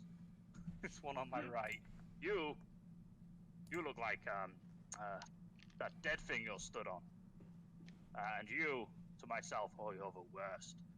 You look like something that Neftari's already partly eaten. And he's going to eat again. And, you know, I don't mean to scare you, but he probably will have a bite and try and eat you a little bit later on. And I'm going to use my... Did I just hear the DM writing down the thing I called each of them? No, absolutely not.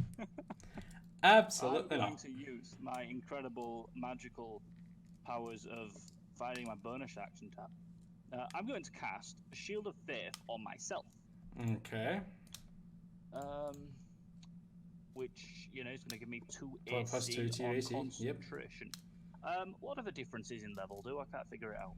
I don't think Shield of Faith actually has anything at a higher level.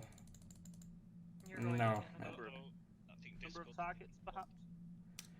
No, it does nothing. It is a up to 10 minutes and granting a +2 bonus to AC, and that is it. It doesn't matter what spell slot you use. Well, Mr. Robot DM, I'm going to cast first level Shield of Faith on myself to give myself +2 AC. Okay.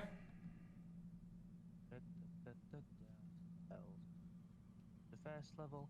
And I'm going to use my action to, now that I've insulted these fine people, I'm going to use my action to heal myself for 55 HP with Lay on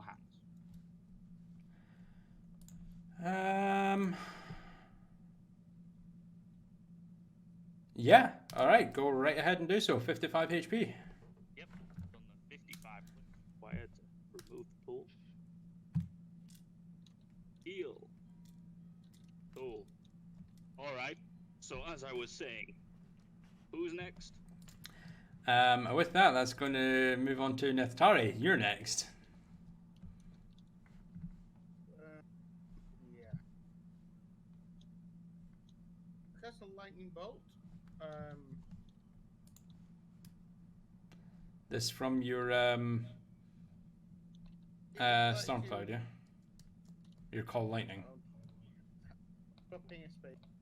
Scott, you might have to disconnect and reconnect because your voice has gotten rela weird. How do I ping a space to show you where? 2 seconds. Right, how's that? Still pretty bad. Great. Well, I'm showing 21 MS ping with no packet loss, so it might not be me. I, for one, You sound welcome like- our robot overlords. It's still that popping thing. It's not like it's. Some of it's a bit robotic, but it doesn't sound like the main problem is Discord. It does sound like a loose connection or a thing. It's pretty weird. It sounds like a combination to me of the popping sound and Discord going to crap. Yeah. But everyone else is fine. Okay, well, I just changed the server, so how does that sound? Actually sounds better. There we go. So, yeah, like I said, it's a Discord error. Because I'm not getting any of these popping sounds on my end at all. It's significantly better now, Joshua. Nice. Not Scott, I mean. Right. Okay. So, Neftari, you were doing a lightning bolt from your Call Lightning, yes? Yeah. But is there any of these guys surrounding temple that I can actually hit without hitting? Well, remember, it's within 5 feet of any space that you choose. So like Try to put it in the space between the top. like if you top put it one. like here, you would hit the top guy. If you put it here, you no, he's dead. If you put I it was thinking top right. top right, Back to those. like here, Yeah. that would hit Temple as well. He's probably damaged enough, isn't he? He has just healed himself for 55 HP. Just hit him again.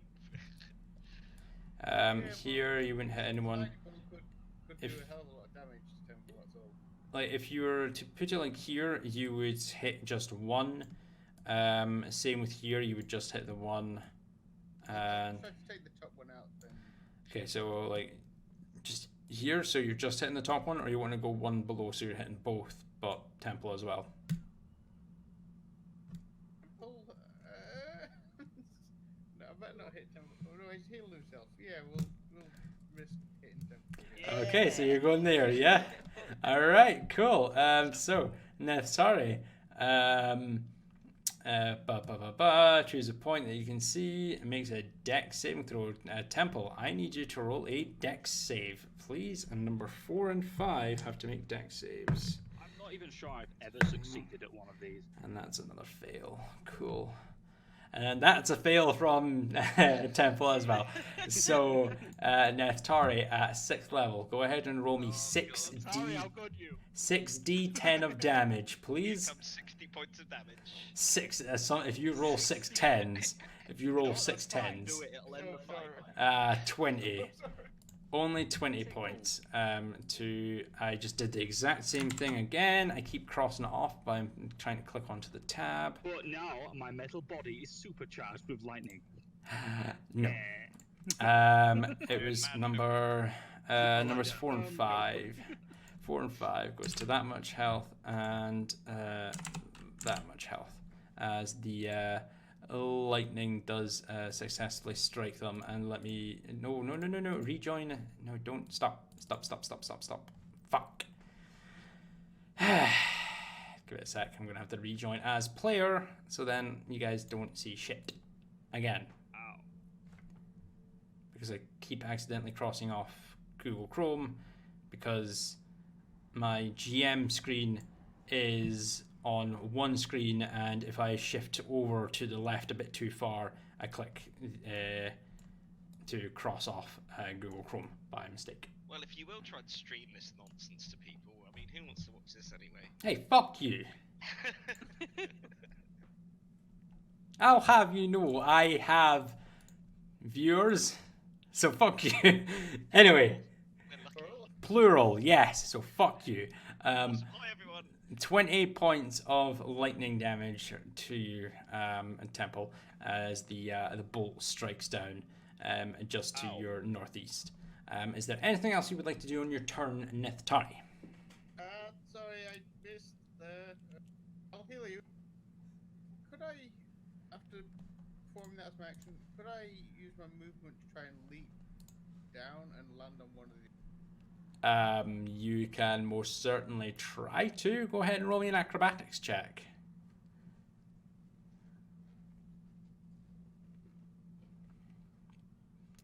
An 18. Okay.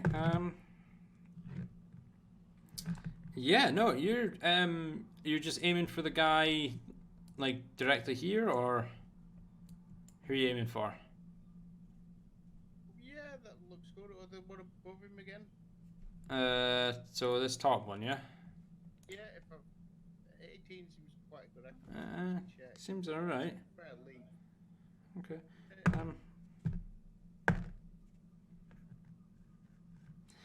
Go ahead and call high or low, please. Hi. Okay, so you take a couple of step back and then run and leap off of the roof. You take 9 points of bludgeoning damage from the fall, and you successfully land, knocking yourself and the guy to the top prone as you land on top of him. He also takes 9 points of bludgeoning damage, numero 4, dropping him down to that. As you just collapse and heap on top of him. Aye, I'm Naftari. Okay. With that moves Lick his face. moves on to the Myriad member's turn. Number 3, the one in front of you, Victorlas, actually turns around and strikes out against you. That is going to be a natural 1, as he turns around and seeing 2 of you just immediately slashes out at the closest target, and you watch as the displaced form of yourself just kind of splits in 2 and then reforms. I know Kung Fu. I want you to roll me a perception check, please, Victorlas. A perception check? A perception check, please, yes. 12. As you witness, like as you glance over to the side, like watching the blade slice through your displaced self, as it reforms, you can actually see for the first time since you've actually put on this cloak of displacement that this displaced self looks to be in pain.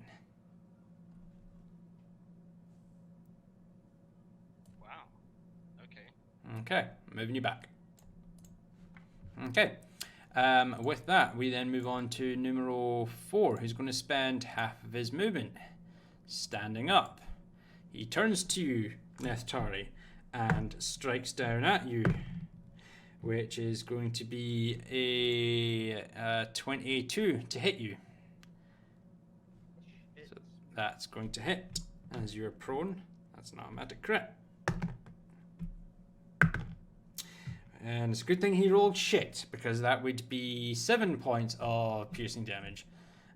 Slashing damage, as he slashes down at your prone form below him, rolling a 1 and a 2 on the damage die, because these die fucking suck.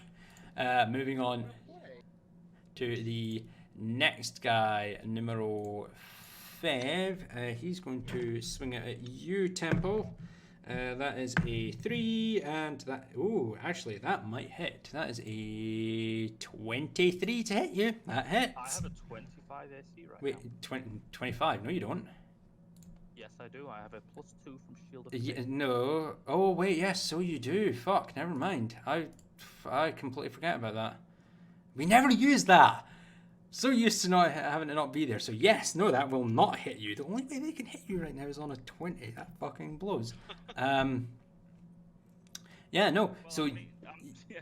you watch as this guy swings out, and he looks so confident and so like impressed with himself as he swings down to hit you. And as it looks like his blade's about to collide, the blade just stops about an inch away from you as this like kind of radiant black field of energy just swirls around you for a few moments, and the blade just stops short, and he just looks confused and then concerned as he then pulls his blade back and ready to defend himself. The last guy is going to swing out at Joga. That's a 17. That misses as like these two, the Joga and this one guy on the left, just seem to constantly be swinging at each other and missing constantly. With that, that's going to move on to Talar. It is your turn in initiative. Okay. I'm curious how each of these guys is looking, but since I don't know what. Go ahead and roll me a perception check. Oh, what the hell? That's not what I wanted.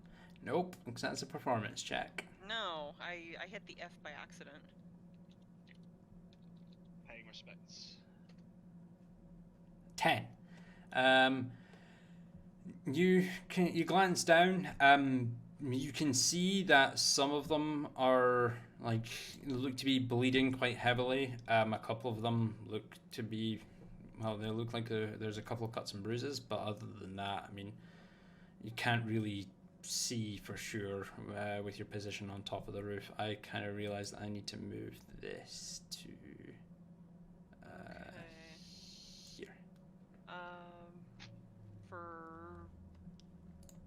my bonus action, I'm gonna go ahead and have my Phoenix attack the one closest to it. Okay, go ahead and roll a d20 plus 8 for the attack. And that was 5th level. Ah, that sucks. Oh.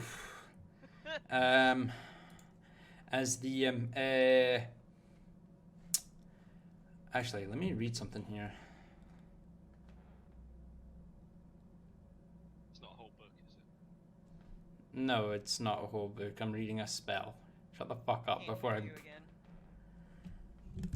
Have I gone robotic again, or was it just quiet? No, it's that poppy thing. It's the poppy thing. We'll talk about it later. I'm not hearing it on my end. I'm getting like my voice fed back to my headset, and I'm not getting this popping thing. It's normal now. Go back to normal. It was Hmm. intermittent. Right, well, no, I'm reading a spell, and I'm trying to double check on something. No, it does not. So, as your Phoenix kind of it goes to lash down at this individual, as the member is kind of bringing his blade back, reeling back from the field, the confident attack that he then had blocked by divine energies.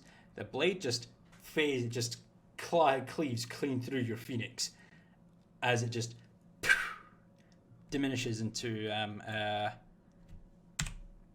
radiant energy as your spiritual weapon is no more. Interesting. Because your spiritual I weapon, didn't know it's a physical weapon could do that. it's there's nothing that says that it cannot actually be hit. So Okay. That's it. Until I just kind of face palms. I can't believe that just happened. Okay, well, oops. Okay.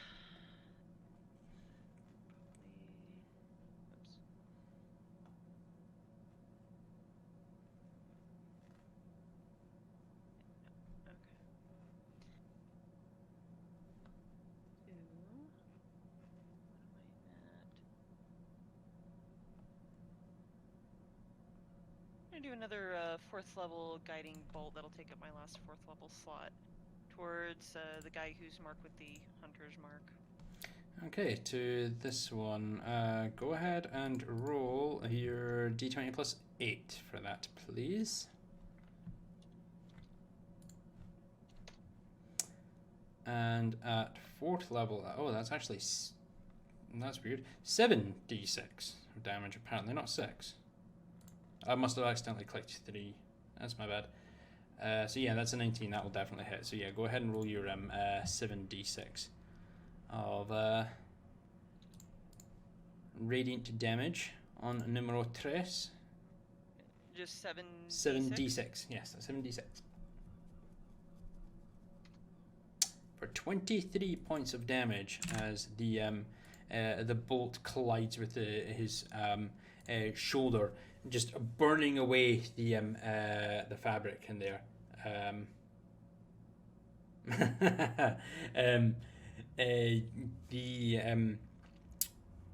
The lavender accents from Tulun now kind of swirling around this individual, giving the next melee attack against him advantage. And you have your movement as well, Talar.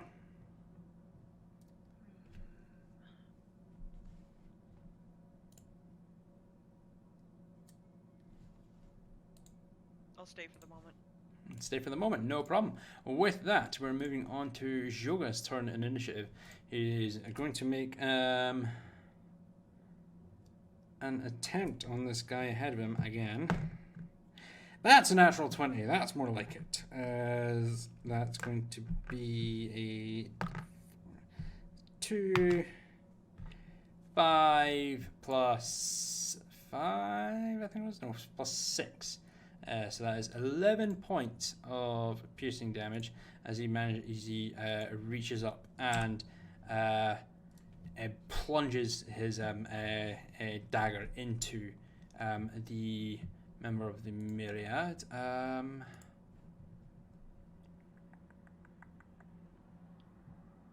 Hasn't done that yet. Cool. And then with that, it's going to move back up to Victorlas as your turn in initiative. Well, it'd be rude not to cut this guy into pieces, so I'm going to attack him with my short swords right in front of me. Go right ahead. You are advantage with that. Short ADV. Yep. And then 29 to hit for some piercing damage. That will most definitely hit. Numero tres for 7 points at the moment. And that drops it down to that. Go ahead and roll your d6 of that. Drops it down to that. Your d8 of Colossus Slayer. That drops him down to that. Nope. That. There we go. And he is aware of your presence, so you will not get your sneak attack at the moment, Yep, I'm afraid. no problem. He's engaged with another person. He's engaged, but it's more like sneak attack is more like the way I see it is more of whether this person is actually aware of you, because just because they're engaged with someone else, they may still be aware of your presence and may be actively looking out for an attack from you. Yeah. If they're caught completely unawares, then it's a sneak attack. Yeah, totally. It's just the description of it is a little bit vague. It is, yeah. So. However, Second attack. I will hit him again. Yeah, that's with advantage again. Go right ahead and do so. Number 1. 21, better than the one that you rolled.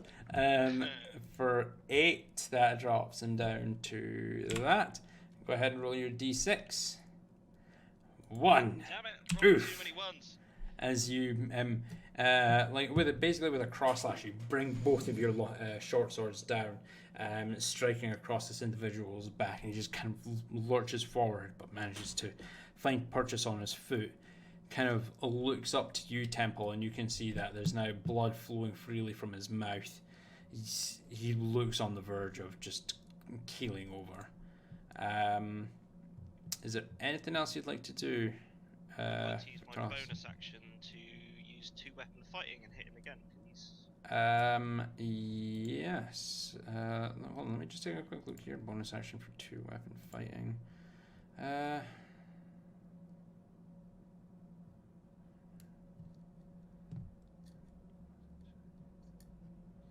Okay, yeah, go ahead and roll an attack. Slashing with the right, slashing with the left. Left, and then slashing with the right Backhand again. one with Yep. the right again.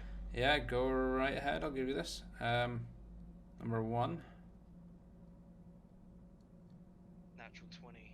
A natural On 20 advantage for anyway. 2 points of damage.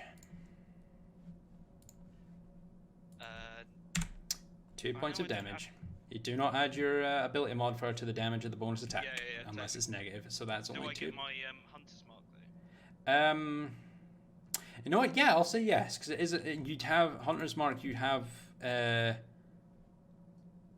when you have hit him with a weapon attack. So yeah, go ahead and roll the d6 for 2.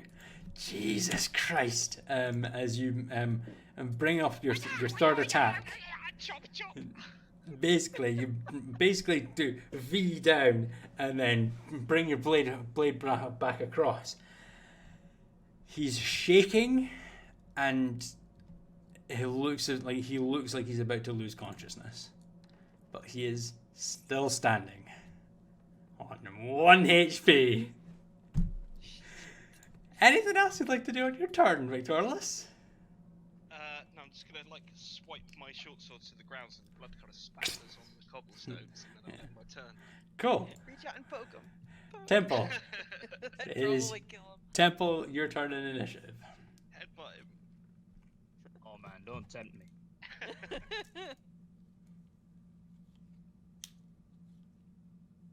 Oh, there's just so many people to choose from. Who looks like they're closest to death? The guy behind you. Behind me. I'm just I mean, the guy. waving. I'm waving at you like this guy here. You know, is it the guy that looks like a pig, the guy that looks like a horse, or the other two?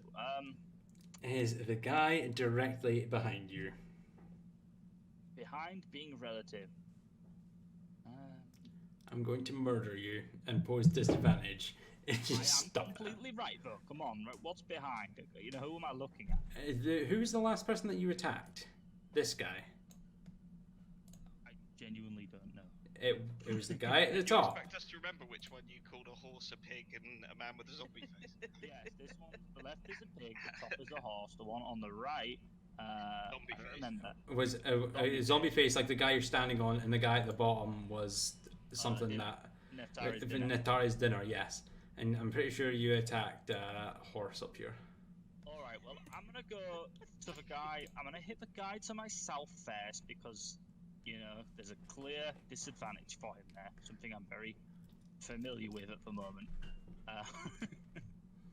given my predicament. Mm-hmm. Lovely attack with my long sword, which, if I'm correct, still has the effect of that branding smite I cast 2 turns ago. Yes. See, it's been 3 weeks, so I can't remember more. Like, I keep forgetting all this shit that you guys are doing. No, it does not, because Branding Smite is a concentration spell, and you cast Shield of Faith on yourself, which is a concentration spell. I was just testing you. No. Yeah, of course you fucking were. Shut the fuck up. Hurry up and make your attack. Yes, the person is flanked. So go ahead and roll number 1 attack. 1.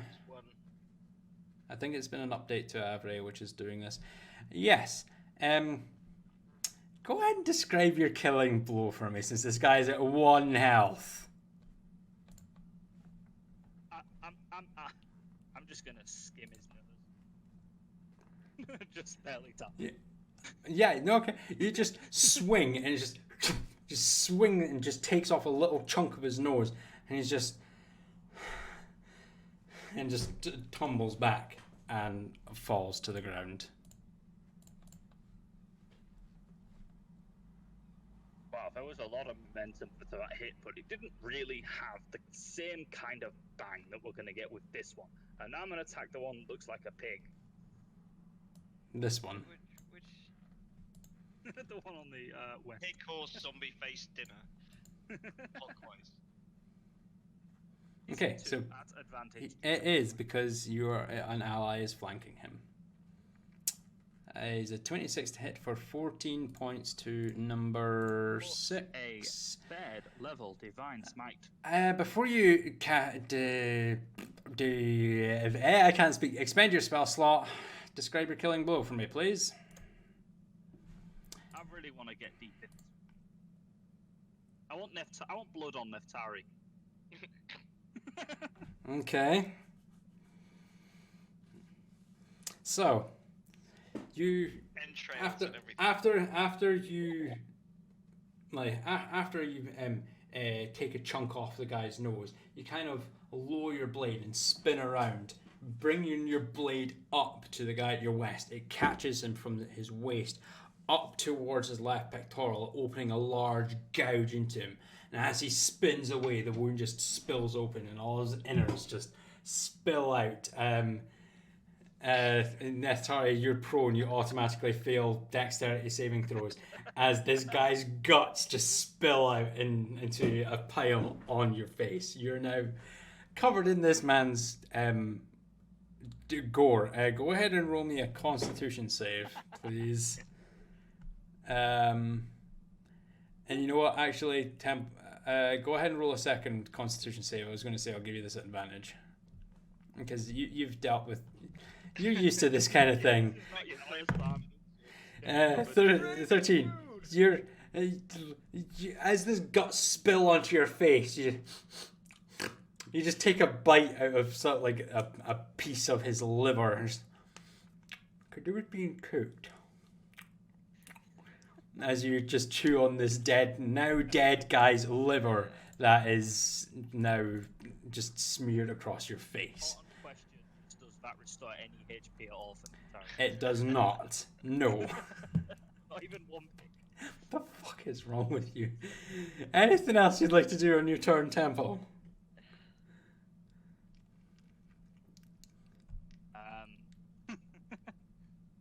No, I'm good. No problem with that. Neftari, it's your turn in initiative. Is that revenge for the lightning bolt? I mean, I could call another one down. But I think it would temple more than the other. Actually, Neftari, can you quickly go ahead and roll me another Constitution saving throw very quickly? I should have done this a while ago. Nah, you're fine. You took damage. You had to roll concentration save. So for your storm, I'm pretty sure your call thunder is concentration, isn't it? Your call lightning, sorry. Yeah, it is. It is. So yeah. Yeah, no, you're fine. So continue, please. I think I will just use the poison spray cantrip on the guy right next. You're going to have to stand up to do that. I'll stand up first. Cool. You use 15 feet of your movement to stand up, and a poison spray. Excuse me.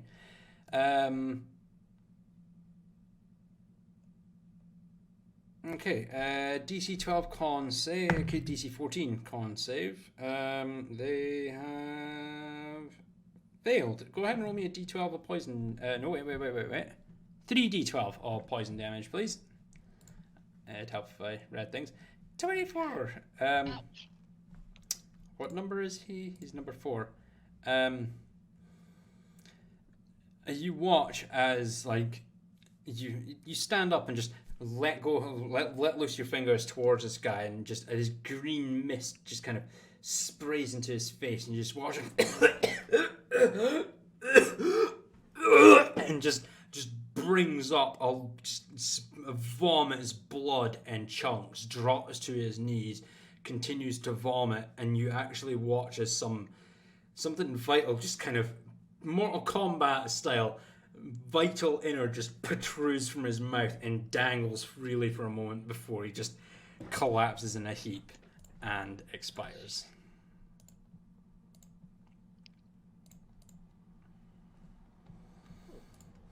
Well, you already know what they taste like, didn't you? I'm not going to eat that one.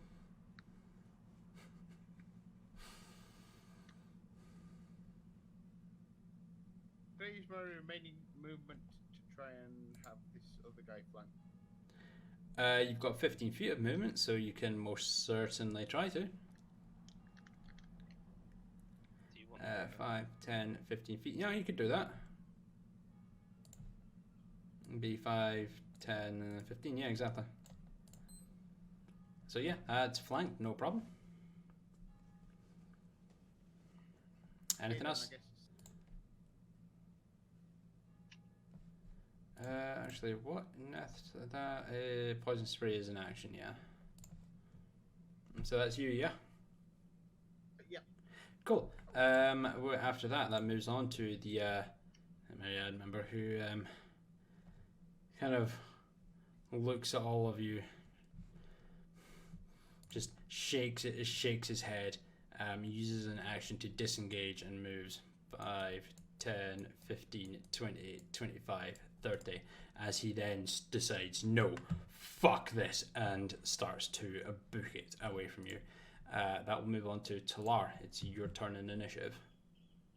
Okay, let's see if I can pull this one off. I would like to, I think I can do this. 30 feet of flight, right? Yep. Okay, so normal movement to about here, Mm-hmm. and then I want her to jump off of there, and to, if she's able to glide and land on his shoulders, like use her feet to clamp onto his shoulders. Okay.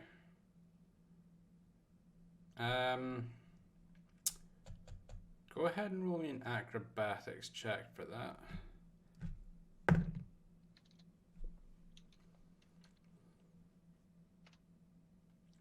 7. You take the step off. You then make your flight and get to here, just behind him. As you kind of rake down, like with the talons on your feet, trying to like grapple him to prevent him from running away. He glances over his shoulder and actually sees you coming and is successfully able to duck out of the way. Like kind of drops to all floors and clambers for a few feet before he continues on his run. Okay, not quite to plan, but I still have one other. I think I can do this. Let's see. That would be considered my action, though, right? That's correct. Yes. Okay.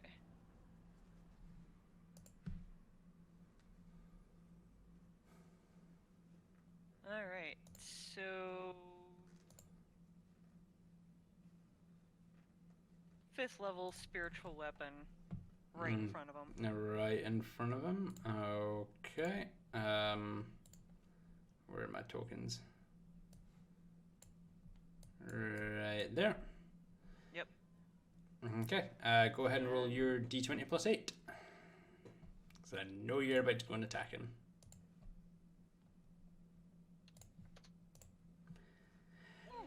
Okay, and the fifth level is spiritual weapon is what? That'll be 6d8 plus 4, please.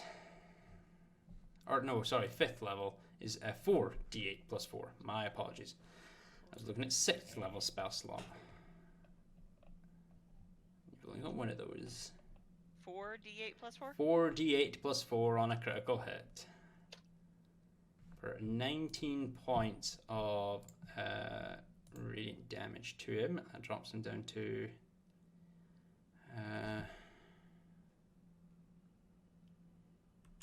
that much health as your phoenix erupts from the flames from the floor and rakes its talons down across him. He kind of winces out in pain, and you can hear him pant and like the agony in like from the like the panting that he's emitting as he's still trying to continue running. He is still standing. I don't think there's anything else I can do. Okay, with that, we move on to Joga's turn, who is going to move 10, 20, 30 feet. And that is 2060.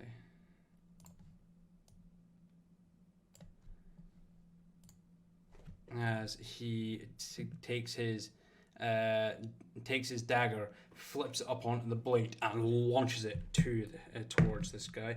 That's a natural 20. Jesus Christ. That is.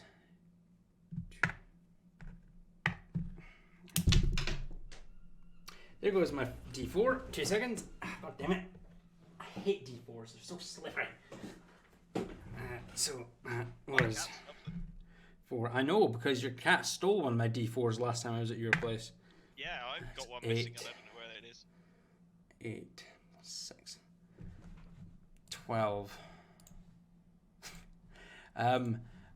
You watch as Joga kind of climbs over the top barrels, drops down, spins the blade, and launches it. You just hear it just into the back, and directly into this back of this guy as he's running away. He just tumbles forward, drops onto the cobblestone, and you just watch him slide across the cobblestone for about 5 feet before he eventually comes to a still and stops moving. You are now free of initiative. And with that, we're going to take a quick bio break because we've been going for the last 2.5 hours, and I really need to go to the toilet. So if So do I, thank you. yeah, so we'll be taking a quick bio break. We will reconvene in the next 5-10 minutes. So grab yourself something to eat, something to drink, go to the bathroom, however.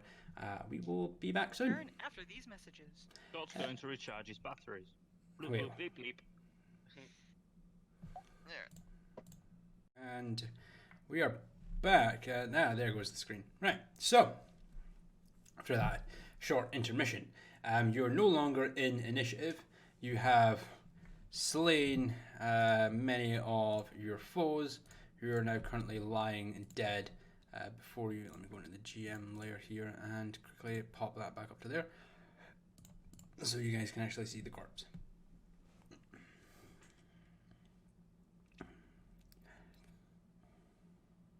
So, what are you guys doing? Let's cast Mass Cure Wounds on Ooh. Well, just try not to let that spell bleed over into this chap. I think he's still alive. This one down to the south of me. How Go does it ahead. look? First off, go ahead and roll me a medicine check, Temple. Mass Cure Wounds. What level are you casting that at? 5th level. Probably. Fifth level. I think I have to cast it at 5th level. It's fairly high levels. Yeah, you can cast it at 6th if you want. That's what I'm saying. Or have you Oh, used? so it's Oh, you've already. Yeah, you used your 6th level for Call Lightning. So yeah, 5th level. That'll be 3d8 plus 2 to 6 creatures of your choice within range.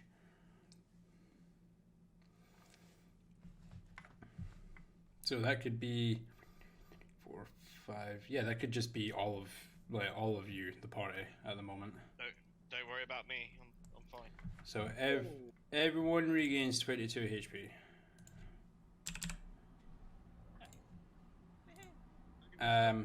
Including yourself, yes. You are a creature within range, so you can heal yourself for 22 HP. And Temple, even with the 6, as you glance down, you can see that the guy's still breathing. He's just passed out from the pain, it seems.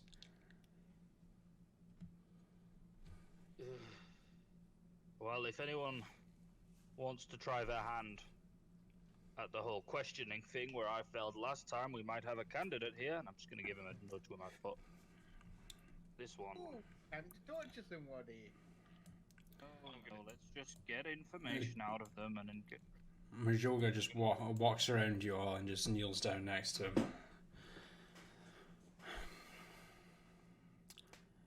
Do whatever you can to get him up. Oh, fuck. Holy shit, that was loud and I was not expecting that. Contraband. Thank you so much for the resub with the Prime sub for 2 months. Greatly appreciate that. Bump up Discord volume a little bit. No problem. There we go. Bump you guys up a little bit. I was not expecting that. That was loud as fuck. I need to turn that down. I actually jumped at my skin there. Yeah, he kneels down and looks up to you all. Do whatever you can. Get whatever information you need from him. I need to go back to the Clasp and clean myself up. Vic, you've got this, right? Yeah, I was just going to ask, was that what we were expecting from the plan? No, not at all. I honestly was half expecting nothing to happen tonight, for them to maybe show face, but not to ambush me like that. That fucking sucked. Yeah,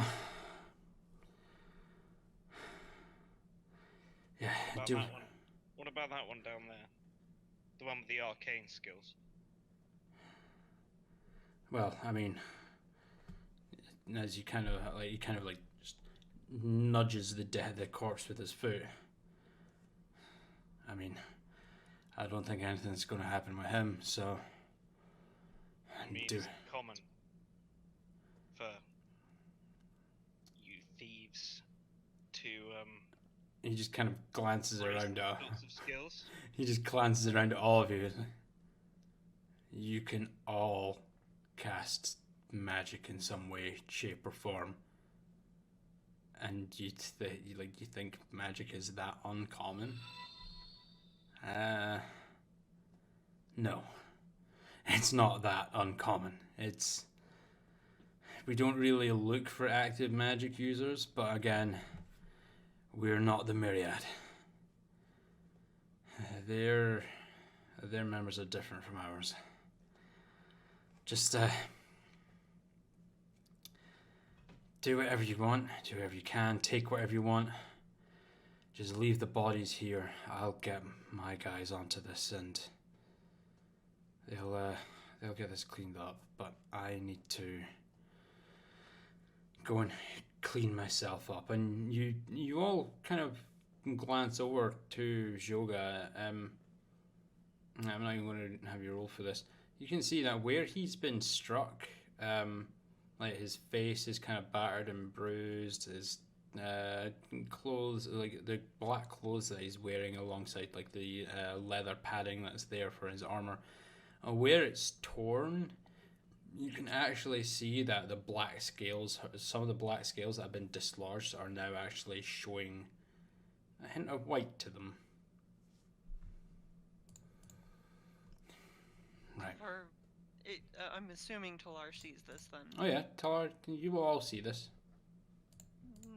She's briefly, slightly raising an eyebrow and just ever so slightly tilting her head at the sight of this. You also all realize that this isn't the like this. He sounds completely different. This is not what he sounded like when you first interacted with him in the last few occasions. He sounds completely different. Right. Can I have her, if she can tell this, can I have her ask who he really is? If she thinks that he's not who he says he is, she can go ahead and ask. I want her to do that. She's curious about the scales and the fact that he sounds a little different. Who are you? In due time. In due time. I need to go and get myself cleaned up and kind of stealthily too, because if they see me, my cover's fucked. Vic, you've got this, yeah? Yeah, just let me help you out of here. You guys, do what you have to do here, and I'm gonna insist on walking away from the crowd with him if I can. Yeah, no problem. Can I cast Pass Without Trace on the two of them? Yeah, you absolutely pass without a trace. What level's that again? Just second level? Yeah, second level. Yeah. Yeah, cool. Plus 10 to stealth checks, no problem. So you just cast the blanket of Pass Without a Trace, as Victorlas and Joga just very quietly walk away. Basically, I cast it over everybody, don't I? Well, yeah, it's in a 30-foot area, but yeah, they're affected as they slowly walk away. So Temple, Talar, and Atari, what are you guys doing? Talar watches them walk off and her eyes kind of squint because she's not really trusting him now. He's not saying who he is and he isn't who he seems. She's not too sure about him now. Go ahead and roll me an intelligence check as well, please, Talar. Okay. And you, simply because you're draconic nature. Intelligence, there you go, 15. Yeah, he's a black scale dragonborn from what you've seen, and he just breathed a cone of fire. That's physically impossible. And his scales are... Well, apparently his scales are black, although they show a hint of white underneath, but he's breathing a cone of fire. Something's not right here. Are you? What, you don't think he's doing... He says it? What do you mean? I didn't think he seemed right in the last meeting. Okay, think about this for a second. He's supposedly a black-scaled dragonborn, and breathes fire. That I don't know much about dragons. What does that mean? What, black-scaled dragonborns don't breathe fire or something? It's not supposed to be possible. Well, all dragons breathe fire. Subrace.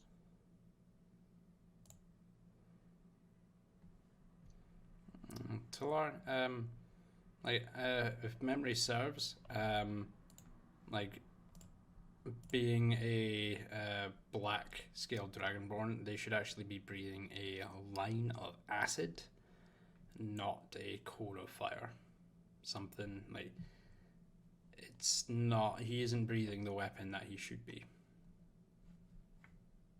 What, do you think he's an imposter? Or do you just think he's not what he claims to be? Anyway, we shouldn't spill too much information when we've still got this guy down here. Yeah, black is acid, so you know, he shouldn't. If he's black, he should have an acid weapon.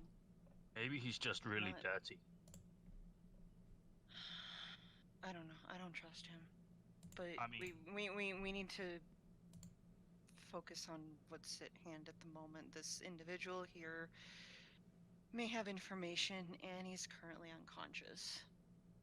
Thing to tie him up with, so we can do it the old-fashioned way, just heal and interrogate him rather than choking it out of him, since that didn't work last time.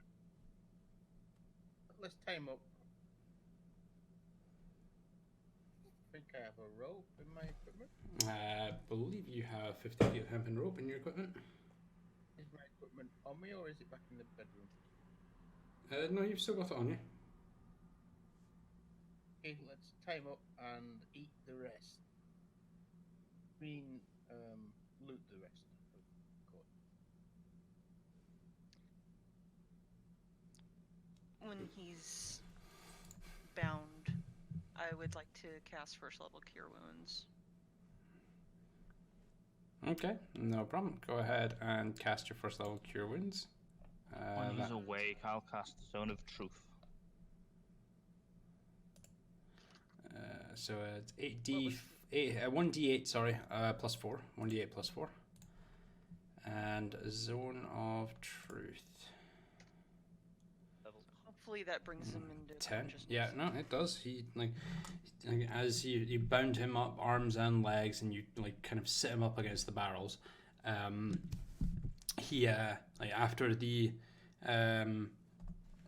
the healing he receives from the cure wounds, he kind of just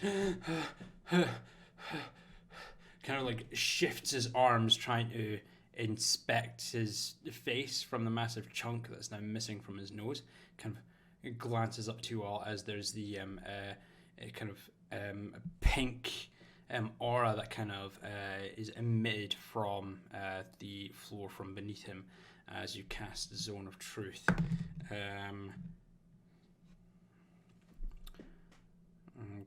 Does Okay. he fail or succeed? That is something I get to know, isn't it? He saves. So you know that he can lie to you. He just kind of like looks at you. Just kill me and be done with it. You won't get anything from me. I'm a paladin. That one there, she's a cleric. We can heal you. She can heal you. But I'm also a paladin. And she's also a cleric. We can just as easily cut you to ribbons. Clark How's and about glares up Tell at us you. where that horrific woman has gone. I'm hungry. I look for the piece of nose that got chopped off, and I. Oh God, he's No, getting no, hungry. You no. see, Go he's ahead getting and hungry go now. ahead and roll me a perception check, please.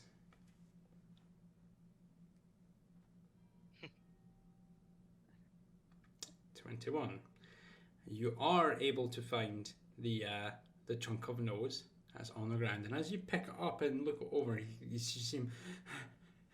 Hey, that's mine. Give me that back. You just, Smile at him and eat it. Drop it in you a just. like a Tic Tac, isn't it? What the fuck is wrong with you? That was my nose. Fuck you. You're gonna talk. He just like closes his mouth. You can see he's physically trying to stop himself from vomiting as he just shakes his head at you and closes his eyes. Ah, don't you know a spell that can restore someone's nose? With enough healing magic, can't you heal a person's nose? You know, we could give you not only your life back, but your nose back. And all we want to know is where that bitch has gone. Go ahead and roll me a deception check. Is it deception if I myself am ignorant of it? Well, Right. whether you're ignorant or not, that's It's a fine. lie. Because no amount of healing can actually restore body parts. Sorry. It's- As long as his modifier is a +1 or a +0, and he gets a 1 or a 2. I'll be totally fine. No, in fact, that would be the polar opposite end of the scale. As you just kill me or release me.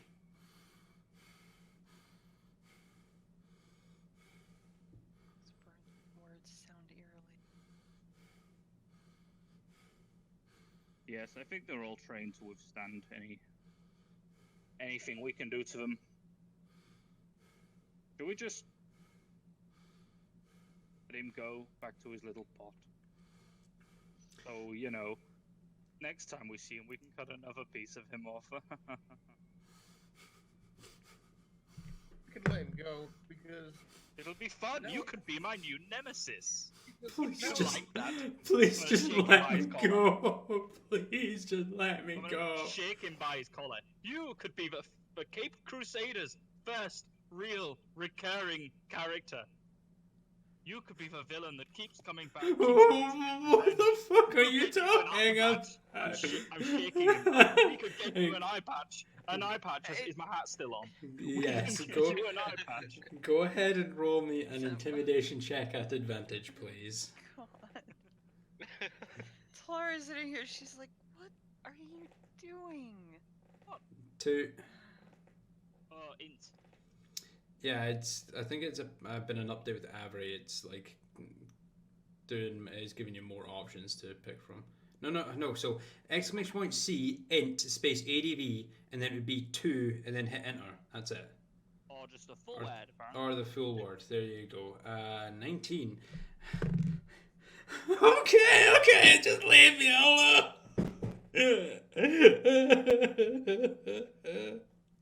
As he just starts bawling his eyes out, just proper crying. You promised to let me go. I thought they would be cool, but they're not. They're arseholes. I just want to go home. sorry, boy. What's your name?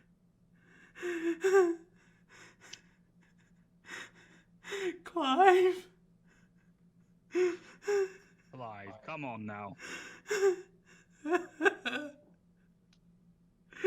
kill everyone with me. Why don't we Get take you you back? healed, and we'll send you on your way. Yeah, we'll take you back to your headquarters if you just. I, Where is it? I don't know. We have a speaker, is what they call him. One guy that the HQ, the caravan's in contact with. They leave one behind whenever they go somewhere, so that they can relay their orders to their members in the town. I don't know why. Please believe me, I don't know where they are.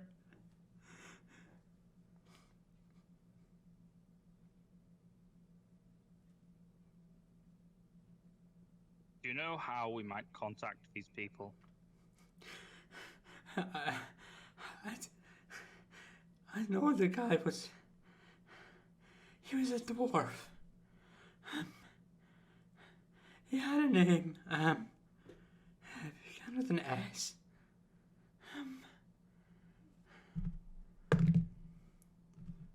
You watch as he kind of stops, kind of rocking away, and like tries to focus. Like you can see, he's still crying, but he's trying hard to figure out where where he heard the name and what it was. Before he kind of just looks up to you, tears still slowly flowing from his face. Suri. The speaker's name was Suri. he receives messages from the caravan from when they're traveling to our next town, next city. Any orders from HQ goes through him and is then distributed to the other members. If you want more info on the caravan, you'd have to find him. I don't know where he is. I just get my orders from him. They're just messages. That's all I know. Please. Is there any way that Talar could tell if he's lying or not? Go ahead and roll an insight check, and I'll give you this advantage. INS? Yes. C space INS. 25. Yeah, no. He's crying tears of fear. He's genuinely terrified right now, scared for that his life is about to end. And what he says is, like, from what you can tell, just looking over him and his body language, like his posture, he's telling the truth. Is this boy a victim, Talar? I'm a victim. You fuckers took a chunk out of my nose. I had a really nice nose. I'd like to try and barf his nose back up. Go ahead and roll me a Constitution check.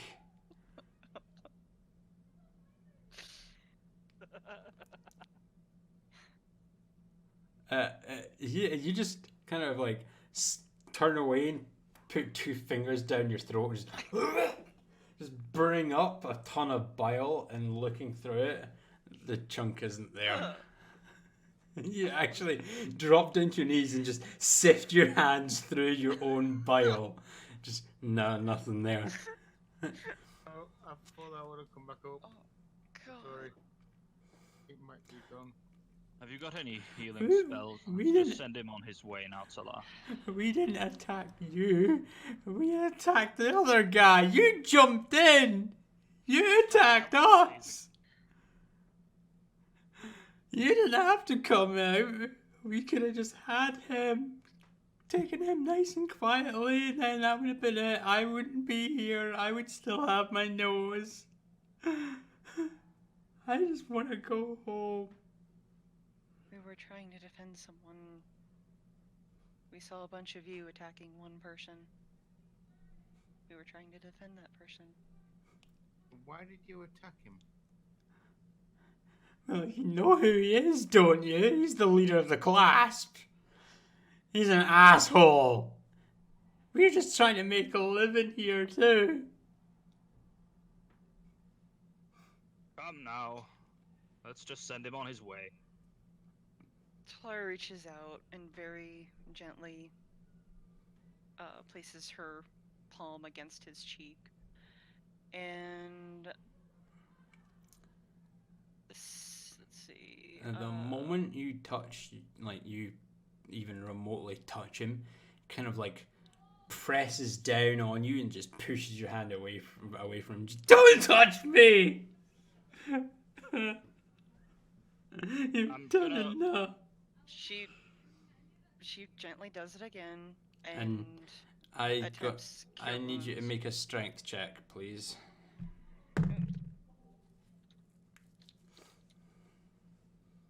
Yeah, no, he, like, as you expend your spell slot, as you go to cast, and he just pushes your hand away as the healing magic just dissipates into the air. Just leave me alone. Fine then. Be off with you. I'm gonna pull his bound off and just let him go. I'm gonna watch him, but I'm just gonna let him go. Okay. It's at this point that we'll switch over to Victorlas and Joga as you guys are walking down. He's picked up he's retrieved the dagger that he lost in the fight, and successfully retrieved the dagger from the guy that he threw the dagger at. And it's just sheathes him before he's just looking over himself. It's gonna take a while to go over again. And as you kind of near the edge of the alleyway, he just looks out. There doesn't seem to be anyone looking your way. There's no guard, like none of the water guard are out looking. No one seems to have heard this commotion. Well, I'll start putting them in barrels and beheading them. As you do. You're gonna keep this quiet, right, Vic? And I'll have to explain eventually, but I've still got... I still have to keep this up. If the Clasp find out who I am, we are all fucked. How long have you been here? When did we last see each other? It was about a month ago. At least. Yeah, so it's probably been just under a month. After we parted ways at Blackwall. We had Tel take me over here and drop me off as part of Althea's request. She's aware of everything that's going on. Ramonth, your silver dragon friend, has gotten into contact with her. She's been willing to offer aid, so here I am. I've been placed under the guise of Joga to keep an eye on the Clasp and try and help get them to help you as and where needed, but I have to keep up this charade. I have to keep pretending to be Joga, the foreign leader of the Clasp, you know. What happened to the previous Shoga? He's still alive, he's just in a safe place. Okay, you need to be careful. Last time you were there, it looked like they weren't too trusting of you. I know. I have work to do. Anyway, I actually have a meeting I'm supposed to be attending to right about now, actually, so... Of course. Our next steps then, from here. Next step, find out what you can. Meet back with me in HQ, and then we'll discuss the plans from there. We'll consider the black ribbon signal off the table for now and then, shall we? Yeah, doing that will probably just draw them to you. Okay, well, could be interesting, but we'll keep it to a minimum. I mean, you could keep killing them, that'd be fun, but... Yeah, keep down low. Here on your way. Stick to the shadows of Take care. Thorlus. All is well. And you too. And he just steps into the shadows, and in a blink, he's gone. And I will do exactly the same. Slip into shadow and head back towards my friends. Okay. So, as Victorlas returns to the group, Joga not with him. Joga has actually vanished. You guys have just currently unbound the captive, and you're letting him go. Yeah. I think that's the plan. Okay. Go. And you just like, To tell your mates, this city's not big enough for two criminal groups, and you lot are gonna have to go. I mean, I'll tell them, but it's not down to us. We're just doing a job, okay? But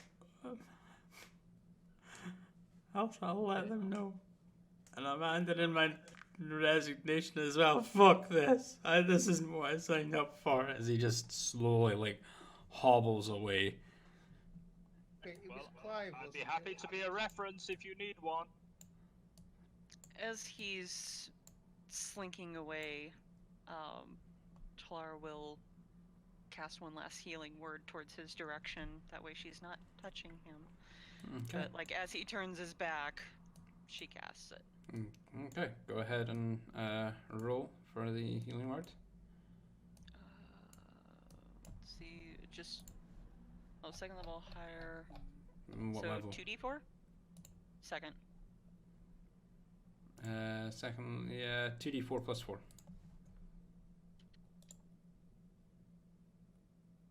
11 HP as you cast the spell, and just before he gets out of range, and as you wonder if it's taking effect, you watch him kind of adjust his hood, step into the shadows, and vanishes. Oh, we made a new arch nemesis today. I could not be happier.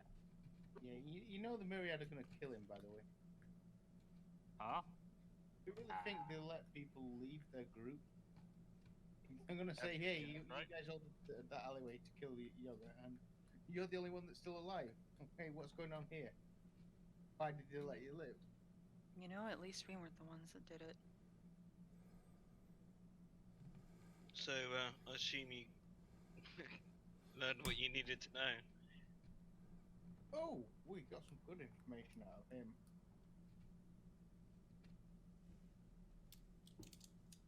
And he wasn't mauled by bears this time, so that's nice to see.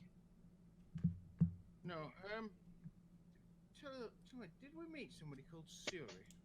Was he not the landlord behind the hotel we're staying in? Where was he? Suri is the owner of the Topaz Blade. Yeah. That's the hotel we're actually stopping in at the moment, is it? Yes, it is. It is the inn you're staying at. Yeah. Okay. Turns out, well, actually, I don't know if this is a safe place to talk about. We should perhaps go back to the HQ at some point and discuss it there. But, first of all, let's loot these bodies. Especially that guy with the cloak there. He looks rather. Okay. Take what we can from these guys and then get the hell out of here. Yoga Okay. said that they'll clean the area themselves, so let's make ourselves scarce.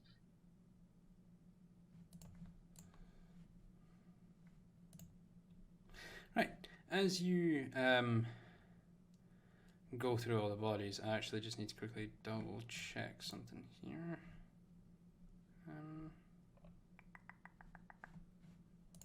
Counter was with 4 players at 11th level.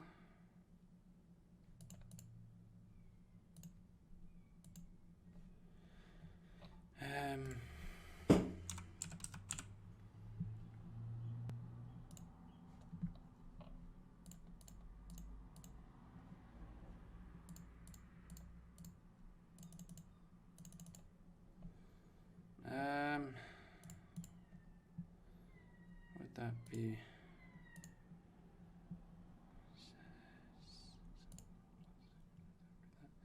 Yeah, okay, that's that. Sorry, I was just double checking something there. Yeah, okay, so does anyone want to... actually, I'm pretty sure I can copy and paste this. I can. Cool. So, there that is what you find after going through all of the pockets of all of the guys that are there. You find a total, and through all their coin purses and going through the local area as well. 400 copper pieces, 8,000 silver, so that's equivalent to 800 gold, 2,100 gold pieces, 80 platinum pieces, a bolt of fine cloth worth about 25 gold pieces, a leather ribbon. It's kind of looks like it's got some unique, like almost Celtic patterns to it. It'd be worth a decent amount to the right trader. A talisman to an unknown religion that neither Temple nor Talar have actually come across before. worth about. I know of it, given my studies of religion. No, you do not. Wow, really? This looks to be a pantheon that you have not seen or read of before at all. Almost like someone has, like, this might be from another land that has a deity that isn't worshipped here or in Akrai. Fascinated. Can I take this? By all means. You have a rabbit fur ribbon for 25, worth about 25 gold pieces, and a fine cloth of choker threaded with platinum, which is worth about 25 gold pieces. That sounds beautiful. Take it if you want. I'll Yeah. take the rabbit fur to add to my. She kind of holds up the choker and kind of turns it this way and that, looking at it. Okay, so where are you guys going now? Talar wants to hop back up onto the roof via the barrels and go back into their room because she has an egg to check on. Make sure it's still near the flame. Yeah, I was thinking the same thing. Do we want to just hop back up on the roof and pop back into our rooms like nothing happened? I mean, I'm gonna be footing the bill for the broken window, but apart from that, we're in the right place. Oh, I'm not sure about staying here in actually, but we should get our stuff on. If we do that, we could set off it could set off some kind of an alarm with him. If we know something and he thinks that we don't know it, maybe we could use that to our advantage. Exactly what I'm thinking. Keep your friends close and your enemies closer.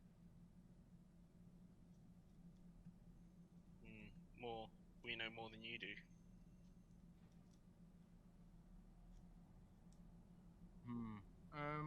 Yeah, surely he knows that these guys just got killed. He probably sent these guys for the attackers.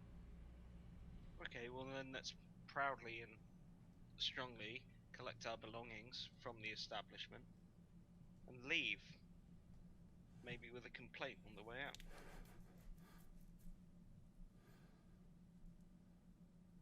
And what would we be complaining about? Too much noise? Yeah, disruption in the alleyway. People throwing rocks at our windows, that sort of thing. Or we could go to the bar, enjoy a drink, see if he reacts. I'm covered in police. giblets. Let's do that. I'm not a fan of the police wandering and go, alright, who's are all the bodies? That's the point. Collect our things and leave and never come back because good things do not happen at this tavern. But then how would we gather more information on our lovely host? A different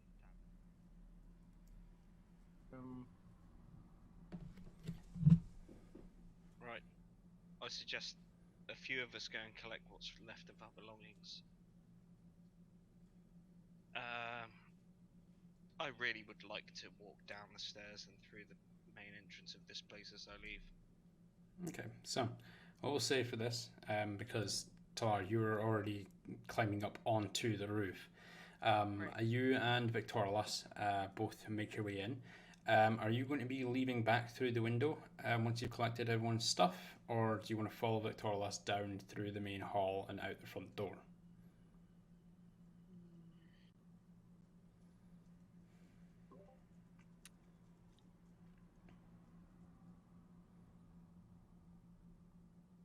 I feel like I should be heading back out the window.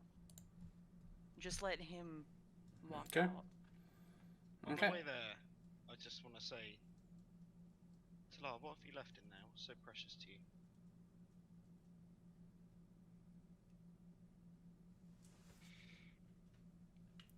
So it's just you and, or like the two of them in the room at that point, right?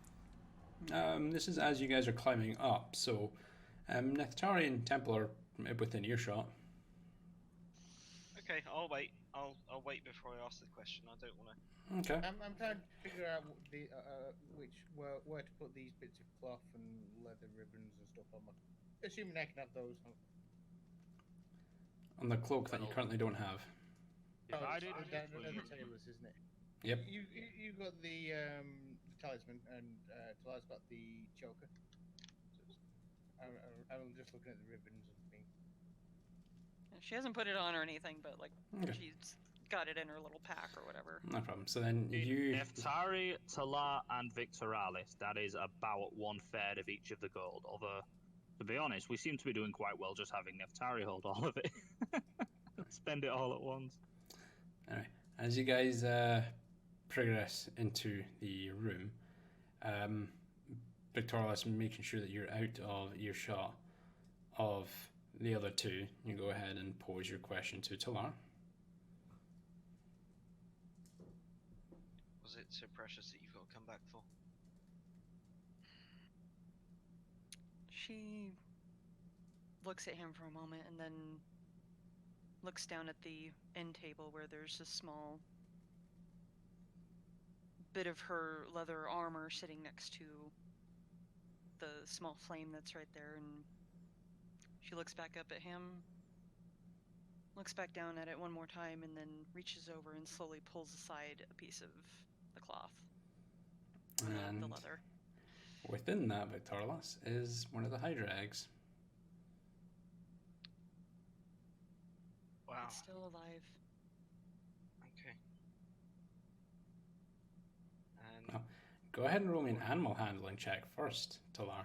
You don't know if it's still yes, alive. it is. Well, as of the last time that she knew. Yeah, it's- the last time it was, but you don't know if it's still alive now. Sea space Okay. animal. Alright. There you go, 19. I mean, from what you can tell, still seems to be alright. It's really warm to the touch, so you feel like the heat from the light is doing a sufficient job.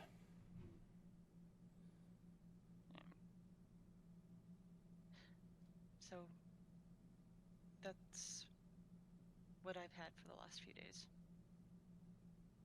And I felt terrible after we killed its parents, and they were only trying to defend it. I know, and I tried to avoid that situation. I was just too late. I thought too late. What are you I think gonna? both of us did. What are you gonna do with this? I'm not sure yet, but I feel like it deserves a chance to live. I at least want to bring it into the world and give it a fighting chance. Yeah, as long as it doesn't compromise your safety. It I looks like don't it already- know. Sorry, You're not wearing your armor. I know, but I'm getting something made to carry this so that I can wear my leathers again. It should be ready in a couple days. Okay, make it as safe as you can, and let's get out of here.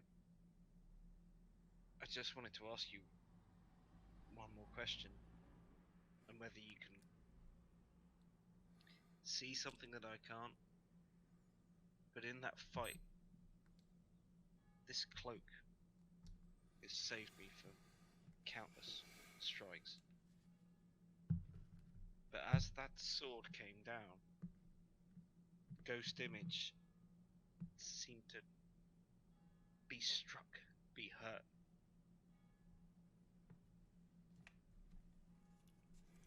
And I don't understand it.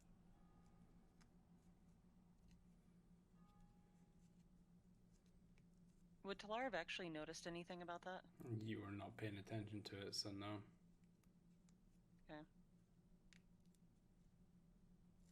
There was a lot going on during that fight. I'm not sure if I saw what you're referring to. Okay, well, Let's try something. My hand or an arrow.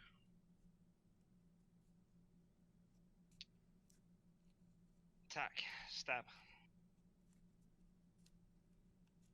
She kind of looks shocked for a moment and takes a step back. You want me to hit you?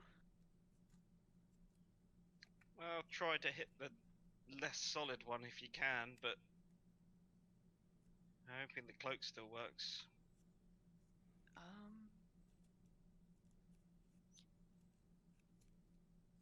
Tara kind of looks around to see if there's anything that she can use as like a makeshift weapon. Would there be anything she could use, or? There's like a couple of like the table. There's chairs. There's nothing that you could really use without it causing damage to the room itself, which would draw attention to you, like a lamp or something like that.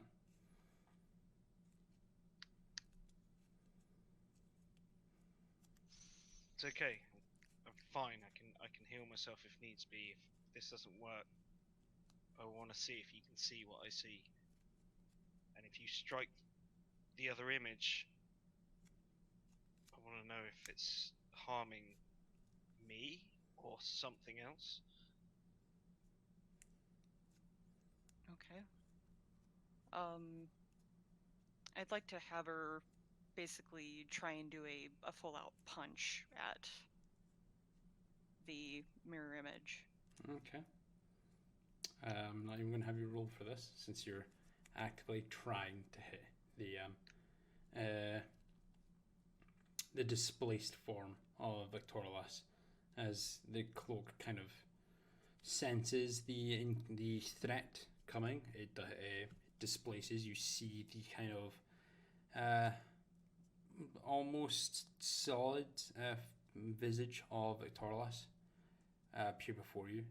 As you punch out, your fist phases through the displaced image that is Victorlas and just breaks apart. I need you both to roll me a perception check, please.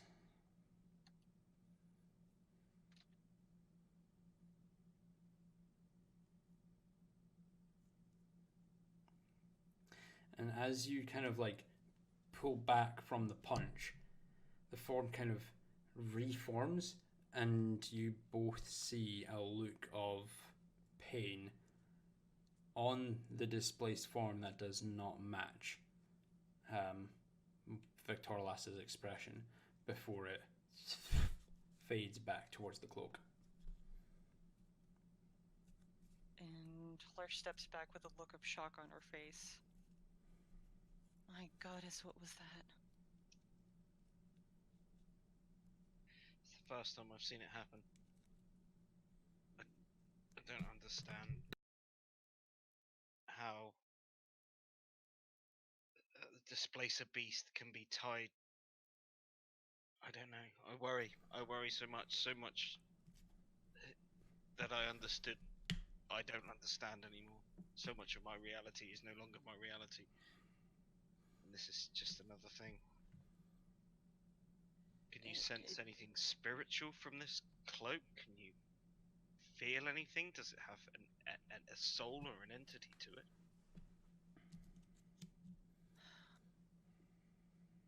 Tlar takes a step forward and she reaches a hand out just above like about an inch away from the cloak, and closes her eyes and attempts to concentrate to try to sense anything. Is there something I need to roll for that?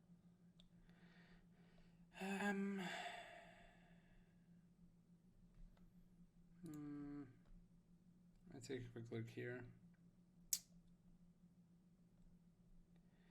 I'm going to say roll a religion check for this, please.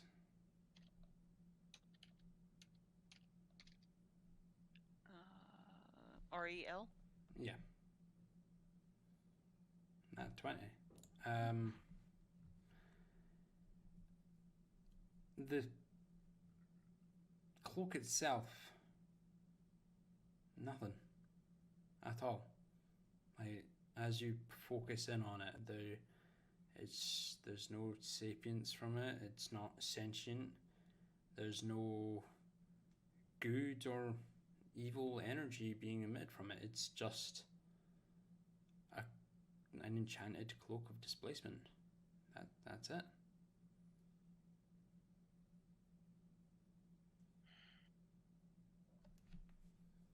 After a moment, she pulls her hand back and just shakes her head, and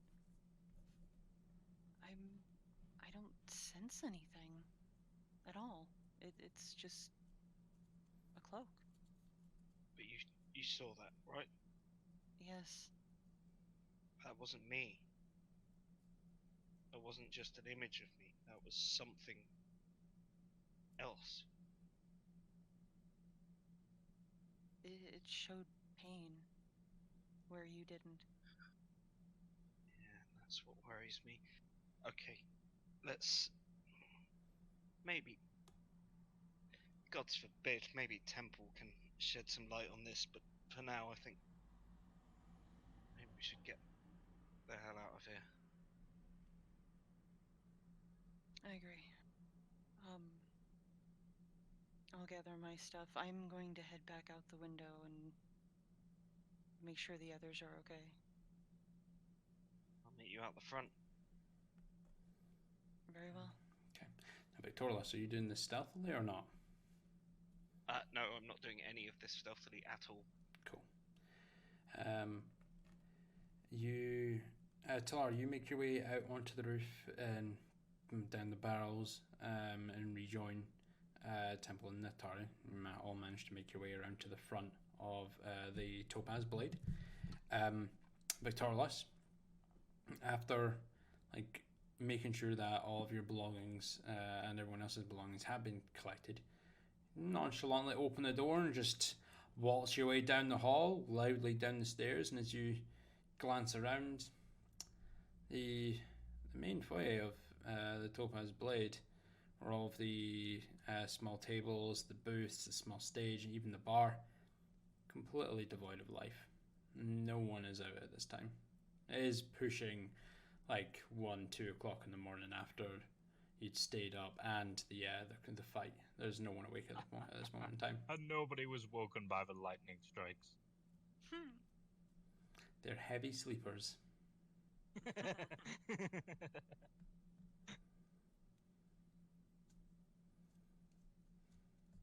I'm just gonna, on my way out, I'm gonna take the big bit of black cloth that I'd used to hang out the window. I'm just gonna set it on the bar. Okay. And then I'm gonna walk out. Okay. And you guys are heading to the HQ of the Clasp, yeah? I'll reconvene with everyone outside. Okay. So yeah, as you everyone else, as you guys are out the front, you just watch as Victorious nonchalantly just opens the door, closes it behind him. There's no sound, no commotion. And you glance around, you see a couple of people dotting about, like at the ends of the street, maybe like some drunks that are trying to waddle the way home. But other than that, there doesn't seem to be any commotion. Well, we need to find somewhere to rest. This place probably isn't the safest. What do you suggest? Well, the only other place we've been even remotely welcome is HQ. And she says that a little bit quieter.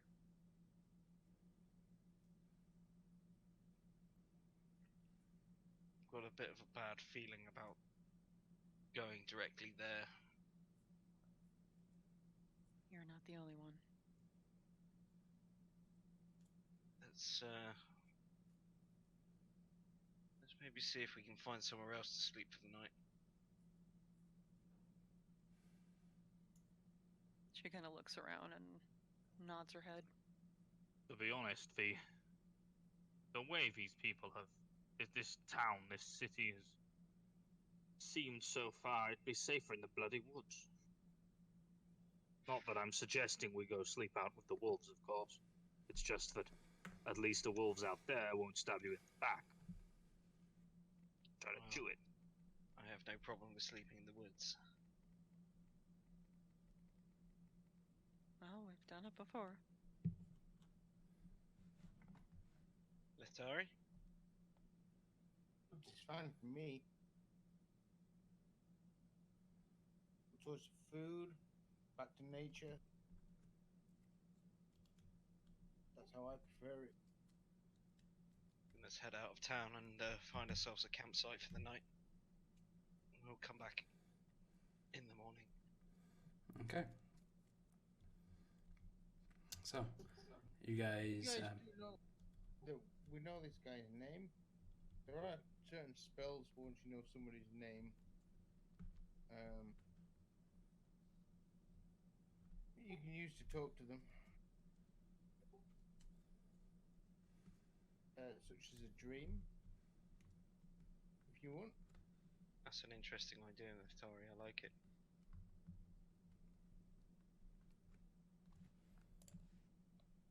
Maybe that's our way to go. We know him, we've seen him, or we assume that we have.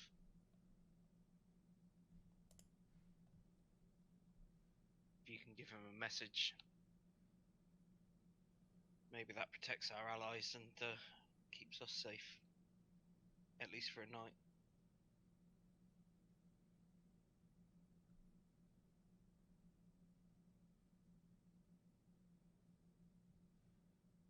There's various other spells as well. They're not bad at the moment. What if we were to charm that Suri fella and get him to work for us or something? I'm quite happy to walk right back in there if you are. Well, that's the thing. We've just learned that he's what they call a speaker. All he does, he receives information from the main myriad. He doesn't know where they are. I believe they fetch information to him. He's the people the rest of the myriad will probably be going to carry out their orders. So all we need to do is change what Suri says to them, or kill Suri. Someone to replace him, or at least take on his identity. Without Yeah. killing, preferably. Well, if we could, I don't know what's the word.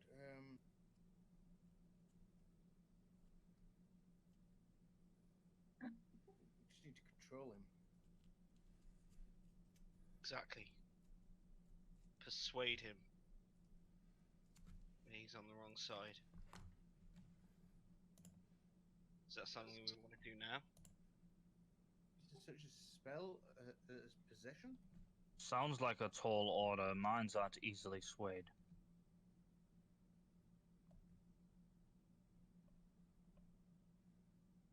The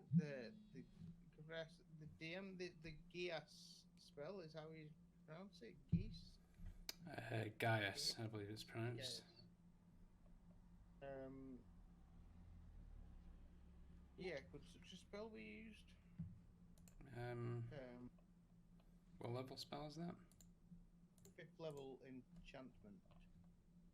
Let me take a look here. I have it too. Gaius, yeah.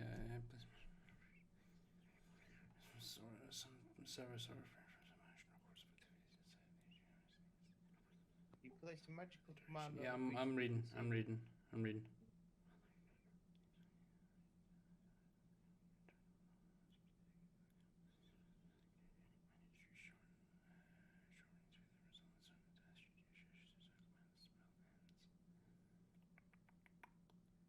That would work. Yeah. At higher levels, duration is 1 year. So, I'm thinking we could go back to the Clasp, and if there's some heavy magic users in the Clasp, maybe it would be better if they were to perform the spell. Do we do it, or Maybe. I'm just thinking we're here now. The situation may change when we return, and we all need rest.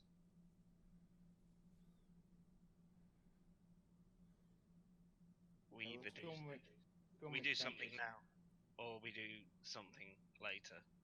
But the last thing I want to do is guide these motherfuckers back to our allies.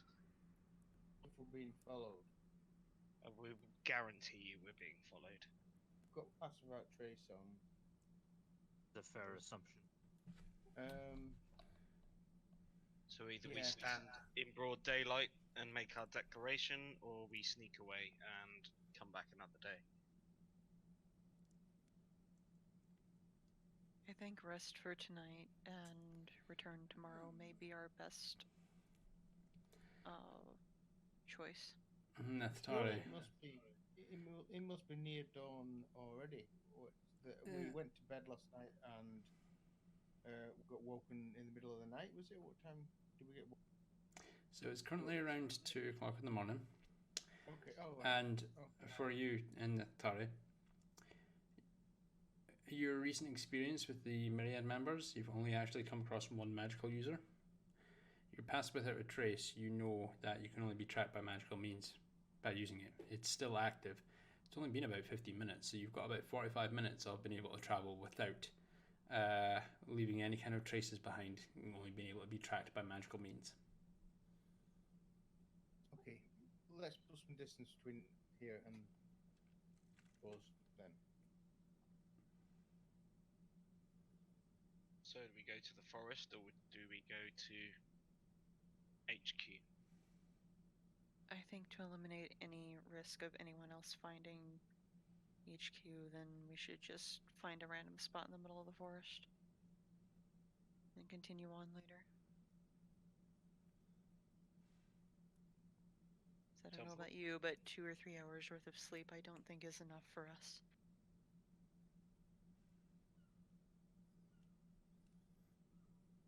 Could I use my spell slot to conjure us some horses to get away faster? Yeah, you could easily do that. Third level, 4 horses. Oh, Temple will need a big horse, won't he? Yeah. Temple would need something like a draft horse, something like. Or we could just make Temple run. Something strong and tough like me. Yes. Like my own steed, only, utilizes quite a bit of magic to summon. My own. Oh, you've got your own horse. Well, given that I we'll can be summon resting- one, but it's only a 10-minute long level 2 spell. I can't keep using it. I need a real physical horse. No, it lasts for it lasts as long as you have it summoned. Its casting time is 10 minutes. Oh, okay. Okay, so we don't really need to worry about getting a horse for me. I have a 2nd level spell. I can summon my own steed. But if it takes 10 minutes, Yes. what but it'll last. challenge rating is the draft horse?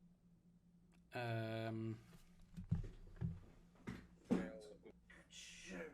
I'm pretty sure it's somewhere here in the PHP. Or is it in the monster manual? It's in the monster manual. Bokar. I'll look it up myself.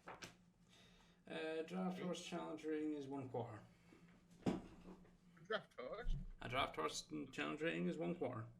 Oh, brilliant. Then I can just use a 3rd level spot. Mm-hmm.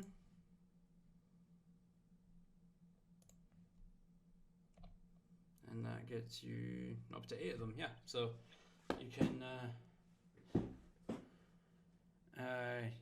bring out your draft horses, which allow you to travel. And about 10 minutes later, after 10 minutes beforehand, Temple had gone through the process of summoning his own steed with Find Steed. You then travel for 1 hour as the spell Conjure Animals does only go up for up to 1 hour.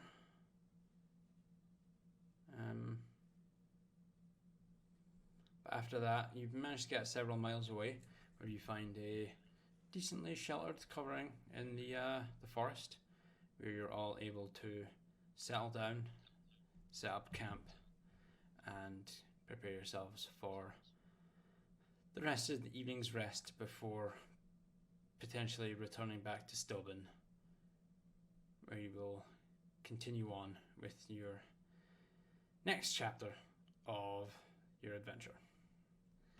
Because that is where we're going to call it for this evening, as that is 20 past 12 and I've got work in less than 6 hours. Yay! Go to sleep. Do we do a long rest? You will get a long rest next time. On Dragon might Ball get attacked Z. by bears. Yeah, you don't know what's following you at the moment. Alright, I got Tebo Pinchy Horse here. My Yeah, Warforged a figured I'd Celestial ask. Horse. Keep that handy. I'm running low on spell slots. Yeah, and Really I low would on be, spell slots. I'd be a really nasty DM if I just threw some more myriad members at you in like a I don't know, I was half like a expecting red to dragon or walk something. down. I was half expecting to walk down into the bar and find it filled with myriad members and be like, Oh fuck! Hi guys! And then There's just immediately 30 of turn you around and book your one of way. me. The myriad guys seem proper hard. They Oh can yeah, take they're proper punishment. yeah they're quite hearty guys. I'm like Do we know, going- like, were they all humans? We didn't even check for You that, did didn't we? even Didn't check them check. out properly. No, the one guy, Clive, he was a human, but you didn't really check any of the others, I'm afraid. Anyway, before we get on to moving on and like going to bed and stuff, I have got a few things to do, I'm afraid. So I will be right back for everyone in Discord. There we go. So, that was a relatively interesting evening tonight. Contraband in regards to Xerox. It's just how the game went, I'm afraid. I wanted to, but, you know, things went on a lot longer than I'd expected it to. Things didn't go in the direction that I'd hoped they would, but as is D&D, these things happen, so unfortunately it's just not going to happen tonight.